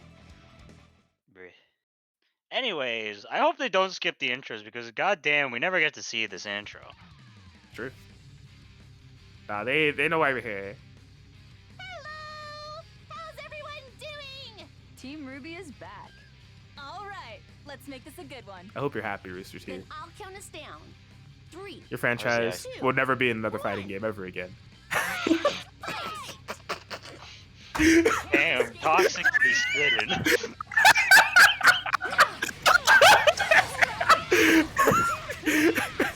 Right here. Oh yeah, that sometimes steals corner. Oh man. Alright. Yang Xiaolong is looking Yang Xiaorong here for I don't. Stop. The grave has already been dug. Back into the few strikes already in one match, please. Alright, man, I'll show. My bad. Okay, but that was a very nice conversion off that ice sword. Oh yeah, Orax not expecting that jump in. Somehow it stole in the corner. Not quite sure how. Went for the fuzzy setup, but it mistimed a little bit. Orax's characters though definitely looking very low, but finds a good cross up, but not a confirm off it. Still in the sandwich there. That's some chaos right there, but we're still winning out. Oh, probably expected a tick throw. Okay, I was gonna end off here. Okay, just 214 AA. That's actually really threatening Oki to have to deal with because of the way that Blake 5P works. Yo, that was some Dragon Ball pressure right there. The late air dash after the assist. Orax is looking really rough there in the start, but is I'm sorry. He's not dead. Okay. Jeez, just literally throwing everything they possibly can. Keep them under pressure. The IAD, Yang going down. Yeah, left with the solo Blake, which is I was gonna say I have no idea about the Orax Blake gameplay, and we really didn't get to see it even in like the 2v2 situation. Blake's a hard character, so like if you're not really practiced with her, it can be really rough. Yeah, I mean he's committed though. Yeah, we're here. The wrong restaurant. It's mad good. All right, Oh, let's man. make this a good one. Then I'll count us down. All right, my apologies. 3, 2, 1. Fight! Oh man. All right, Rooster Teeth. Battle of the Ruby characters yet again. Game 2. See if we can get the game Blake. Oh, the Yoinky Sploinky making contact. That Blake came. Why is it? I mean, I know what the Yoinky Spoinky is, but why is it called the Yoinky Spoinky? The Blake 6P is. Tell me another assist in this game that looks more like the Yoinky Sploinky. That's the Yoinky Sploinky. Atkins, please. All right, whatever, man. I don't understand. Anyways, the Blake's doing a lot more work. I think thanks to Blake 6P bringing that Ruby down quite a bit. We've got the Blake combos on deck. 4 sandwiches. He's going ham. Yeah, unfortunately though, dropping the combo there, but wow, nice air confirmed. Yeah, same side at that time. Keeping out of the scenario. Oh, nice bait on the parry, but not going to seal out the deal. And yeah, the Horax not believing in all these kill confirms is definitely biting them back. Yeah, Quasi. Yeah, push block can't save you from that one. Gonna be able to cash in a good amount of damage here. Try to bring things back. She do be burning. No fuzzy there. Yeah, but we will be having air-to-airs. Not going to confirm the crossfade, but has to be really careful about what he does with this Yang. Oh yeah, Blake Burst being very diagonal there, kind of saving the day from that first bait. But yeah, the verticality on that EP kind of sucks. Oh my. Just a bit okay with those big B buttons. Gonna be able to get a super, but yeah, this won't be just quite yet. That Ruby still has a sliver available. Oh my gosh, nice! Yeah, very good use of that. I'm not gonna even pretend I know what that is. The spinny move. I think it's 2-on-4B if I'm not mistaken. I see. Okay, somehow we created a sandwich. Oh my, yo, that was really, really clutch of the snipe there. Okay, yeah, Orex needs to be so careful. I mean, although they still have a 2v1 to work with, both of the characters just so low. Yeah, Orex is standing back. Doesn't. Oh. He threw literally everything at Caterade, and Caterade wasn't even phased. He didn't even try push blocking the 2-1-4 AC from Yang. Like, he was just fully content. Yeah, but a good air-to-air. But unfortunately, yeah, that Weiss 2-1-4C not working out. Oh my gosh! Weiss DP covering those jump ins. 2-1-4C out of nowhere, but couldn't quite get the confirm. We're in rampage time here now. Oh! Oh my gosh. The Blake 236C breaking the ice and getting the Weiss. Gonna be able to bring it to a tie game between the two of them. Yeah. Damn, that dude, that Blake 236C is so nice it broke ice. That's something to think about. Bars. And it killed Weiss. Yeah. Alright, we've seen it like twice now. Like, we really don't need to see it multiple times. Alright, we're here. Can't escape from crossing fate. Okay, threatening the idea of an air. Man, is that JB? The downward hit is JB. Yeah. That button is stupid. My God. You know, she has a rapier. Her button's a little bit dumb. I like that. Okay. Yeah, just literally like locking Blake down with nothing but JBs. As soon as he's trying to take this guy, just saying like, no. Stay down. Yeah. That's up. Oh, I thought it was going to be a sandwich setup right now. Yeah, the Orex Blake is looking pretty clean here. Okay, forcing a push block, they basically just traded a meter for a meter. Yo, he has the best raw 2-1-4B usage out of any Blake player. Like, straight up, like. Wait, there's Blake players? Oh. No? Not that I know of. Nice backdash, but the 6B able to cover, try to match into the situation, but was met with the Yang armor. Oh, okay. Yeah, I mean, rightfully so, but the fun challenge here from Orex. The 6B coming in clutch again. Oh, Weiss is so low. You gotta be so careful right now from Caterade. Plus, frames still going in. 2-1-4 AB of all things. What did it? Oh my God, Solo Ruby.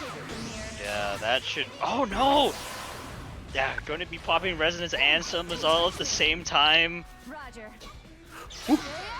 Reversal DP. Trying to go into the JC, but not working out. Okay, yeah, I didn't commit to any anti-airs there. Wasn't quite confident in it. Gonna get some mileage out of this cross combo, but not a lot. I mean, it's 4.2k, and now you don't have access to a burst, so you can see Orex playing the runaway game. Got a full screen with punish. Just like that. We'll be taking game 3? Yeah, it's 2-1 right now. Orex is a game away from taking the set. Yep, definitely looking very strong on this Yang Blake, which is quite literally the first time I've seen them play this team, but has those Blake combos kind of ironed out at least a fairly solid amount, and like definitely seems very proficient on kind of how to use Blake Assist with like Yang's game plan as well as in this. Been very impressive so far. Yeah, absolutely. All things considered, I thought the Blake pick was kind of a meme, but it seems like he definitely has a Blake at his disposal here. I think he's been kind of implementing it very well. Blake was the answer all along. I was asking since the beginning. I was like, yo, all the Ruby characters are here except for Blake. Where's Blake? We wanted to deny her existence, but she was actually the answer. Or actually gave away for moving into losers finals. They wanted to deny me. Little did they know I was their savior. Yo, do we have to change the command to love Blake? Like, look at her go. Bowling Paul agrees, but I mean we're jumping around in neutral. Oh yeah, that 4P was I think it was a happy birthday, but unfortunately just couldn't quite stabilize. Maintaining all the pressure. Oh, the anti-air. Gatorade having none of that. Good control here thus far. Not going to be able to pop semblance, which is a good thing if you're Gatorade. Yeah, here comes the... Oh, yeah, didn't get hit with the East Coast allegation. Yes, we are West Coast today. Going to be able to get a lot of momentum off of it as well. See, oh my god! The IAD with the overhead. Nearly keeping a burst stage, just couldn't really lock down that Ruby. Yeah, but the 214B, it's just it's such a big button, but going to be air chasing here with this Ruby, catching the Blake. JC from the heavens, able to special cancel it, wasting a lot of meter, but yeah, uses that 214C to get out of that situation. Stone clone into... Oh! Did he safe jump and Kara cancel into a DP and got punished for it? That's what it looks like what happened. I think so. It was weird. There was too much of the Ruby super kind of obstructing the vision, so I couldn't quite tell what happened. But either way, Blake's out of there. Yeah, not gonna be popping summons on this. Okay, and yeah, gets the fuzzy too. This is actually might be pivotal because it could just be a dead Yang without popping summons, not having to deal with anything. Goes in with a crossbreak. Yeah, very excellent rooting from Gatorade to seal out that game and yeah, tying up the set. Or at least team art. Perfection. Yeah, definitely solid adaptation there from Gatorade. Bringing this down to the wire. Yeah, I don't see a reason for Orax to switch at this point. I think there's been another back and forth set, which is crazy. It's a completely different batch of characters this time around, and these two are just seemingly evenly matched under these circumstances. Yes. But yeah, I don't know. I don't even know if Gatorade is like fighting for like. Let's make this a good one. I don't know if he's fighting to get in the top 3. I think he's fighting for a chance to not have to fight Yang. Because like there is a chance that he has to fight Yang next round. And so like that's the entire purpose of this loser bracket event. It's just like, yo, can I please fight Scrub and not have to fight Yang? Like It's just like I need to get to that point so I can fight Scrub. Yes. Unfortunately, a lot of missed Blake confirms there. Try to go for a throw bait. Oh, goes in for the JC. Yeah, just the 4P able to cover it. Yeah, just like, you know, 4Ps. Kind of a nice assist. Good. Okay, the chase down yet again. It's a push block coming out from Gatorade this time around. Nice challenge after the throw tech to get that wedge pressure going. That's the switch. Ooh, okay. Finds an opportunity to burst. This is actually really not a great position if you're Gatorade. That Weiss with such low health and no burst available, gonna be going down after the scramble. And now it's up to Solo Ruby. Yeah, nice. Calling out that raw 2C, just punishing it, but unfortunately not able to stay with a combo, but finds another TRM. Alright. Oh, goes for the late air dash instead of the safe jump. I like it, I like it. Lots of damage on Yang, but she will be popping the semblance. What do we do from here? Jump from nothing. Almost could stabilize into the sandwich scenario. Yeah, I like that decision to raw tag, even though it was punished. Oh, back dashes instead of... I don't know if that actually could be punished, but still. Unfortunately, waking up with violence, unfortunately. Ruby Button's not able to stabilize. Oh, really good air coverage. Still not believing in his combos. Goes in with the EX BZ bust off. Again. Another one. Yeah, but able to find the air here. Not in resonance. Couldn't special cancel that in time. Imagine that situation, not believing in that 2B, but able to whip punish this 2B. Oh man, if you're an Orax, you're in big trouble right now. Had that 2v1 to work with for all that time, but the life on the characters is getting lower and lower until Yang was down. Now just has a solo blade to work with, but not gonna be able to do too much work as he gets clipped. And the solo Ruby here for Caterade, able to bring it back. Another 3-2, but this one going in favor of Caterade yet again as they lock in top 3 territory. Yes. His journey, it's been a long one, but it's at its final steps. He just has to go through a Guzman and he can finally get his wish to maybe not fight a Yang player. Possibly. It's fully By the way, Guzman's playing Halo Infinite. Oh, he's playing Halo! I'm messaging him right now!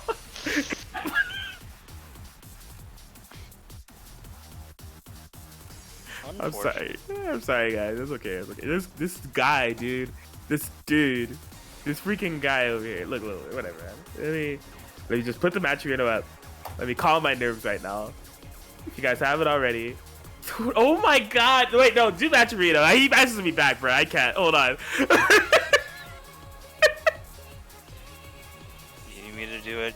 Please. I'm upset. I can't do a match arena in this state. All right. Well, with Atkins molding a little bit over there, just make sure you guys click that Matcherino link to take us to tonight's Matcherino page. Once you're there, log in and hit that free claim code button to donate a free 25 cents to tonight's pot. We got 29 left. Make sure you go do that before the end of the night. It's quick and easy. But yeah. I got other ways to contribute money to Night Pods. We got that direct contribution button, that yellow, orange, beautiful button up there. Press that button, click it, and put in as much money as you would like. We also got other free ways to put in money, such as those sponsor quests on the side. Make sure you guys do those as well. It's as easy as following Diaphone or Rio151 over on Twitter. But, you know, if you're feeling like you want some merchandise with your direct contribution, that's cool as well. We got a lot of wonderful manga supplied to us by Kaiten books, such as Blood of Life in Another World, Yakuza's Guide to Babysitting, Gotcha Girls Roar, My Dad is Queen of All VTubers, Welcome to the Outcast Restaurant, and Uza Maid, Our Maid is Way Too Annoying.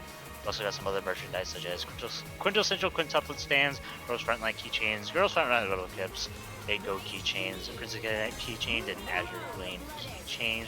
No matter which way you donate to tonight's Match Arena pod, it is much appreciated. But yeah, that's not it. We're also on the cloud tonight, so make sure you go over to that Ko-Fi link I just put into the chat. Yeah. These Parsec servers are run by the wonderful Paul Lay, who provides these servers bi-weekly, and they're not free and they're not easy to run. So if you make sure, if you want to go support him and help keep these servers running, go shoot him over some money. You know, a nice message or a very derogatory. No, I don't want to say derogatory. It's something nice. There's something nice towards Blake, because, you know, she showed up tonight and she definitely did her best, so I think she should deserve something nice. But yeah.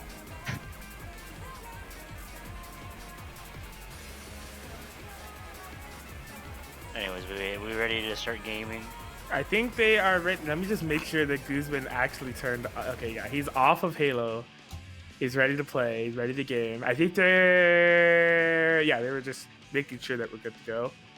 All right. Okay, well, Guzman logged in with the Ragnar Ruby.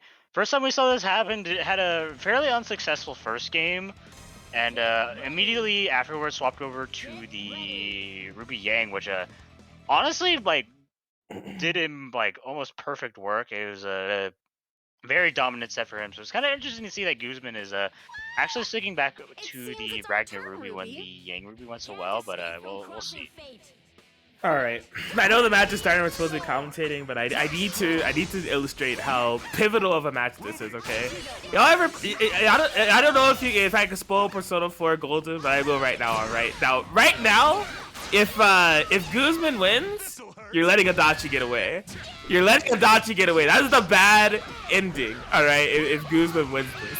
Now, if Kater is able to win this, that's a golden ending right there. All right, we save Ari. We have the power of God and anime on our side, so it's just like this is a really tense match right here. All right. Yeah.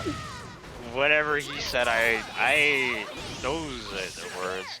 But unfortunately, dropping the combo. Oh yeah, really good.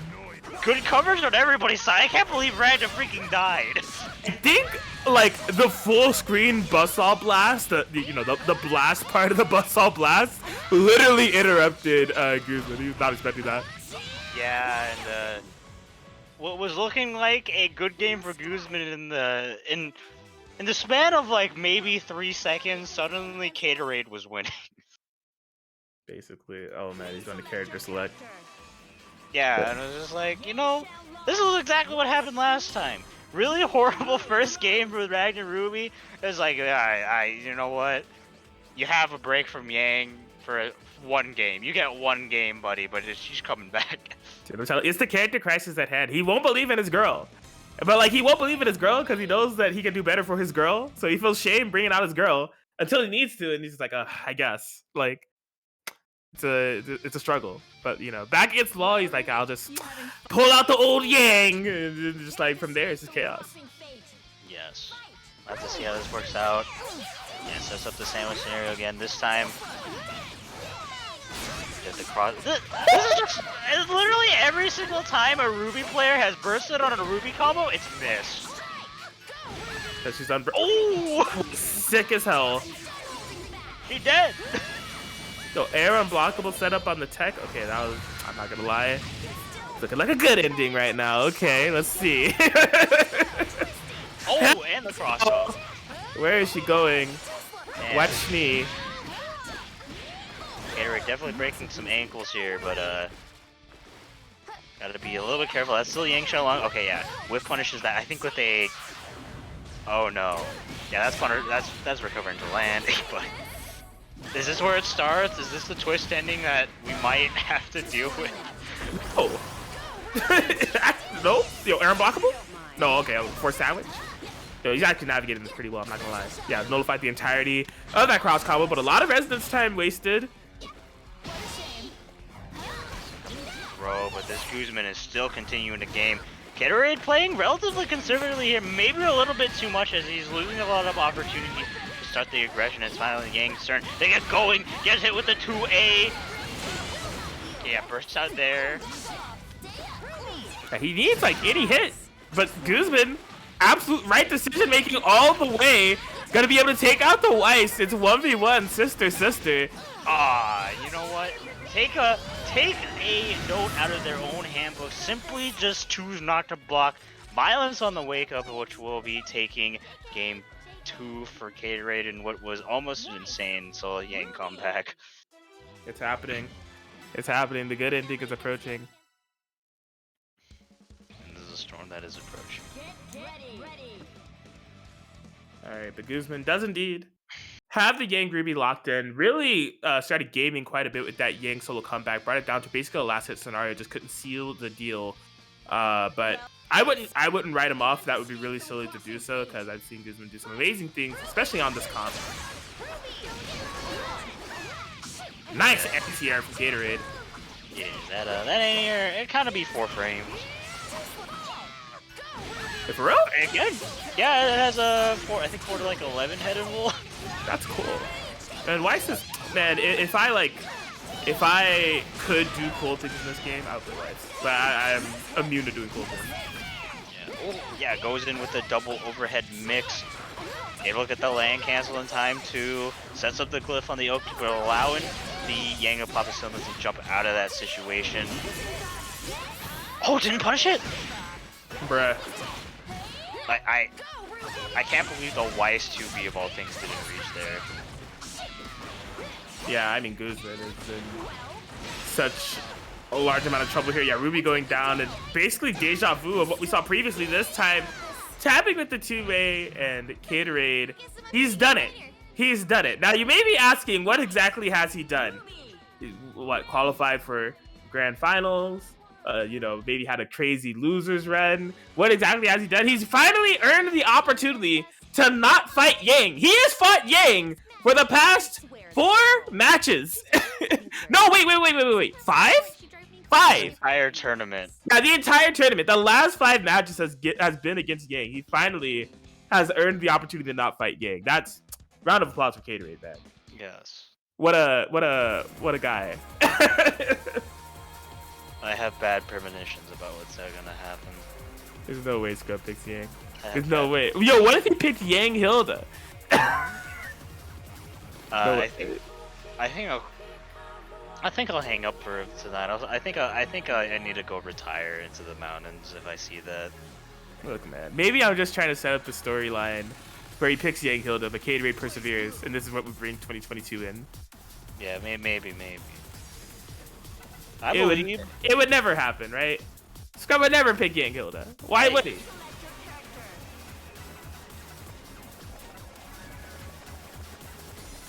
Oh yeah, this is the last match. Match Reno something. Hey, yo, the tournament's about to end real soon. Exclamation point Match Reno in the chat. We're currently at $45.66.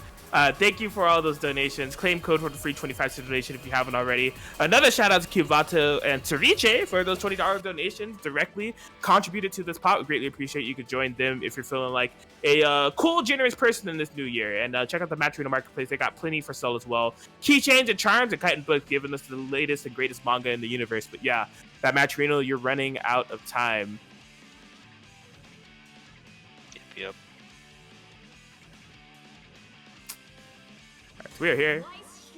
Waishni and Ruby Rose has been locked in on the side of what I can only imagine is Gatorade. He's not gonna do it. He's not gonna do it. He would never. He would never. Flame Scrub could never. I knew he was gonna do it frame one. Okay, you know. Okay, no, he's giving him the honor of no Yang Xiaolong. Yeah. Oh wait, I had a disconnect. Yo, it's cool. Don't even trip. They only had lagging characters. Like they're getting out. All right. Here we go. Yo, Flame Scrub. Wait, you know this is Scrub versus Scrub Formaday Past. Oh, yep. Do that later. Just get away. That's actually exactly what's going on right now. He has to fight his old self. They is pursuing my true self in this game? Oh, hold up. I know Shadow World is? Oh wait, he set the music. What is he doing? I think it was Ruby music. I suppose. Yeah, don't he set really that cares, on. he really cares that much. Just pick Narukami theme. Wait, no, wait, he cared about the music and then picked Crossing Fate. Wait, what? That wasn't Scrub that picked that. Oh, I see. I mean, That was Gatorade who picked that one. You. It didn't save anything. Like. Crossing Fate isn't DMCAable. Is it not? Yeah, it doesn't have any lyrics or anything. It's all instrumental. Later. Just Oh, okay. get away. Like, man, I don't know how Twitch Classic works. They'll shoot anything. So true. Okay, Grand Finals, Forma de Actualidad. Here we go.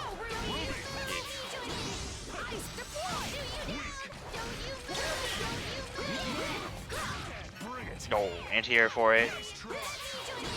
Okay, cross combo activated. Does a fake cross up, Ruby 4P. This is a solid striker from Gatorade. Okay, this is a positioning I recognize that a lot of players put themselves in against Scrub pretty often. So far, Gatorade's managing it pretty well, but like they get the initial opening gambit and then they're left without cross combo, and Scrub's able to capitalize from there. But Gatorade has kept up the aggression pretty well. But here we go. This Thrills, dude. Like I see this happen so much. Yeah, I'm going to be going into the enhanced DP to get a good sizable chunk of the life back too. Try to backdash out of that situation. Gonna be doing a very late burst. I mean, he was just baiting him the entire time. No reason not to.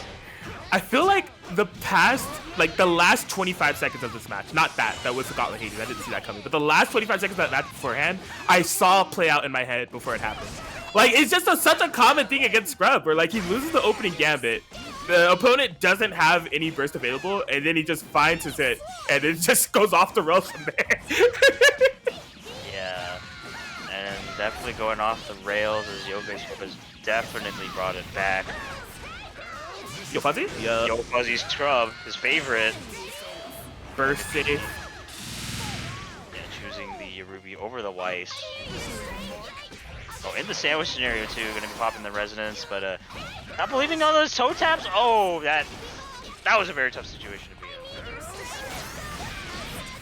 in. Okay, yeah, believed in EX Buzzsaw to do some massive work there. Unfortunately, wasn't able to make contact with anything at all. As Scrub does take game 1, able to find that point of momentum and not let it go. Yes, that's I mean, that's definitely, I think, what Scrub is like most specialized in is like his offense game and his just general like kind of approach to locking down. It's just like constant aggression offense that's really hard to get out of, and it's really suffocating. And that's just a good example. You give that man 1 point of momentum, and he takes more than a mile. He takes like the entire cross country. Oh, your weapon looks so cool. Can I take a look at it? Do that later. Just get away. All right, well, that's one Scrub game completed. 2 more to win the tournament. Caterade. I mean, this is the moment he's been waiting for. He doesn't have to fight Yang. Still has to get the game, though. Pressure. I actually don't know when the Rubio stopped. Very good navigation, actually, with that something that happened, but Scrub definitely winning because of it. Oh, late air dash, making contact here. Scrub putting so much damage on this Weiss. Similar setup, goes for the 2C active switch this time around. The TRM, and is Weiss dead for that? No! Not quite. Comes out of the situation. Yeah, has to push like out of the air unblockable, but a good mash out of the situation to get this Ragna. A little bit really risky to keep her in. Wow, that was the mix and it hit. Active switch throw. And not throw active switch throw. Yes. I don't think anyone was expecting that. Okay, into the corner we go. Gonna be called out on the throw. Yep, just reversal out of there. Nice call there from Yoke Scrub. Okay, yeah, he's not a block stun, but yeah, with an opportunity to 4A or try to 5A check the Ragna. Gotta be really careful about that. Weiss able to find the air-to-air hit. I don't think this is going to be a kill confirmed just yet to by the meter, but Gatorade waking up with maybe too much violence there to check there with the save. I think Gatorade got crossed up. I think that's exactly what happened. He was not expecting the trajectory of that Weiss to put him on the left side, but it is what it is. Yo, Fame Scrub. Gaming right now is a game away from taking the first WNF of the year. Gatorade in trouble, needs to make something happen. He hasn't locked it. Okay, he locked in a rematch. He's committed. He's committed to the Weiss Ruby. Yeah, just a team he wants to iron out. Looks like, and just stick with it, even though he has that Kasi and Kuragani in the background looming. It's just you know, it's just gonna be grinding out this team, and yeah, I respect it. Yeah, I mean, win or lose, you can't really fault Gatorade here. I mean, this is a team that, I don't know how long he's been playing it, but it's our initial exposure to it, right? Just throughout this week, and this is going to be another top 2 that he's sealing out for the week here. That's an impressive feat in itself. For sure. Yeah, but Scrub, not deterred at all.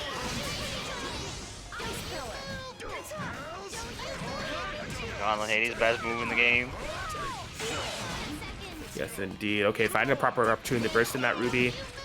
Oh, but just can't get anything started, man. I mean, it feels like the momentum that Scrub found from round 1, like he's still kind of riding off of that energy, just keeping Gatorade constantly under pressure. Another Gauntlet Hades.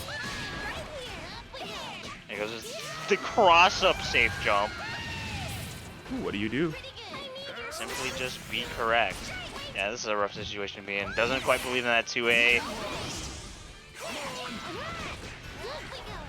Just playing really defensively. It's definitely putting Gatorade in a situation. Very excellent super jump JB there in order to catch that gun blasting around. Or just dropping a combo, but I mean, this is so best start. Serenera. Yeah, that is going to be it as Yo Face Scrub does take WNF 2022 Online Edition BBTAG Episode 1, first of the year, and first game, or first tournament under their belt for the year. For as far as WNF is concerned, solid stuff to Scrub. And yeah, man, like I said, a shout out to Gatorade again, who's like bringing that team to the table with minimal experience, getting 2 second place finishes is definitely nothing to scoff at. But no, Scrub adding another WNF win under the belt time and time again. Man's just too good. But yeah, you guys, just an overview of the top three yet again. Guzman is the Halo Infinite player. Caterade got second place, and Yofib Scrub getting first place. Hope you guys enjoyed this first WNF of the year. It is an exciting time to be playing BBTAG in 2022. Hey, before I forget, Match Reno, be sure to use that claim code if you haven't already. Free 25 cents per pot. We would greatly appreciate it. Oh my gosh, E2 Deku with the $20 donation. I just barely caught that. Thank you so much. We appreciate that. Brings us up to $65.91. That is a great way to start the Match Reno for the first WNF of the year. So thank you, E2 Deku, and Cube Vato and Sergice, who also donated. But yeah, man, it's just, it's a wonderful time to be playing BBTAG. I really appreciate all you guys coming out here week after week and continuing into 2022 to support some great Blues Blue Cross Tag Battle action. I mean, as far as just a personal kind of note here, there is some offline Blues Blue Cross Tag Battle action coming up very soon. It really feels like it kind of snuck up on us, but Awaited Fate at Riverside Game Lab in Riverside, California, happening next Saturday. The news that we dropped today is that the Match Renos for those are live. So you can go to twitter.com/plusframesgg. You can see what everybody's fighting for. It's huge pot. Multiple incentives to go. I mean, seriously, like if you're gonna be able to be in the Southern California area next Saturday, you should probably play some Blaze Blue at like Awaited Fate. The prizes are absolutely nuts, and it's just a good opportunity to play some offline Blaze Blue. So I hope to see you all there. And I'm just really grateful to be here. Master Chief, Lon Lily, Ready 30, family, and yeah, Paul A. Shout outs as well for the Parsec service being provided whenever we run these Parsec tournaments. It's great, and I'm ready for another great year of BBTAG. Yes, always gotta give my shout outs and thanks to my fellow commentator, Kraken Atkins, for always sticking out with me for I still can't believe it's been over a year since I started doing this. But yeah, it's been a great one for sure, and I definitely appreciate that you guys have me on. Thank you once again to Master Chief for TO and tonight's tournament, making sure everything runs smoothly, and also shout outs to our streamer E30 for streaming tonight's BBTAG action for everyone to see at home, and also shout outs to the players as well as viewers for supporting our community for hopefully another year. Well, I don't even say hopefully. I believe in all of you to continue being here, and I very much look forward to interacting and like commentating for you throughout this entire year. I don't know how many times I said this entire year, but it's been an entire year since I said an entire year. So you know what? I'm gonna end off with that. Thank you guys, and Happy New Year's, yeah. Alrighty then. Well, of course, I gotta give my thanks as well. Big thank you, of course, to Kraken Atkins and Lon Lily for being on the mic tonight. Laying down some good commentary, good input on how these matches, went down, and making things entertaining alongside, the players putting in their best efforts for this bracket tonight. Of course, big thank you to Ready 30 for streaming, as always, week in and week out for Wednesday Night Fights BBTAG action. Of course, thank you to Paul Lay for running the servers that we have these Parsec brackets going on, of course, give him some love as well. !PS gives you the Ko-Fi link if you want to make a generous contribution to the maintenance of these servers. Hopefully, with rollback on coming this year, we can put those servers to rest. But until then, we'll still be having this option for you all. Of course, big thank you to Kite folks for having their works in the Match Reno marketplace. Of course, any purchase made in that marketplace, portion of that purchase goes towards the bracket pot. So, of course, players would appreciate that, of course, but of course, big thank you to Kite Books again. And last, certainly not least, big thank you to Level Up Productions for having Wednesday Night Fights Online Edition be a way for us to have the feeling and experience of locals when in-person locals, unfortunately, are not a thing at this time. Hopefully soon, but until then, we'll be having BBTAG Online and, of course, the WNF Online Edition as a whole here for you all. Of course, as was mentioned plenty of times before. Look forward to Awaited Fate coming on the 15th. Got some offline BBTAG and BBCF action coming your way at Riverside Game Lab. And I think that's all I have to say. Looking forward, of course, to doing this, for this year, and for hopefully many years to come as well. And with all that being said, this has been Master Chief, TO, bracket runner of WNF BBTAG Online Edition. With all that being said, I leave it over to you, E30. Take it away. Alright, thanks again everyone for tuning in. It's always a pleasure, even in this new year. A couple reminders. I'll remind everyone again because I really want to see more people there. Weighted Fate happening this next week on Saturday, January 15th. Hope to see you all there, whether it's in person or tuning into the stream. We'd love to see you. For BBTAG, some good news for us. The Big 8, hosted by DonCon, is now back in full swing every Tuesday. So they just had their first return yesterday, so it was a really nice time. But hope to see you all there again next week. Please support DonCon. They've also been holding it down throughout the entirety of last year and plan to do so this year as well. So please show some love to them every Tuesday over at twitch.tv/ICUHater. But thanks as always to Lon Lily, Kraken Atkinson, Master Chief for holding it down, making every Wednesday night a pleasure. I hope to continue this energy that we had last year into this new year as well. It's always fun working with them, and it always feels empty whenever I don't spend Wednesday with these guys. But yeah. Thanks again everyone for tuning in. This has been WNF Online Edition BBTAG Episode 1 2022 edition. I hope you all have a good night and a happy new year. But for now, all good things must come to an end. But for now, stay safe, stay beautiful, drink your water, tell your friends and family you love them.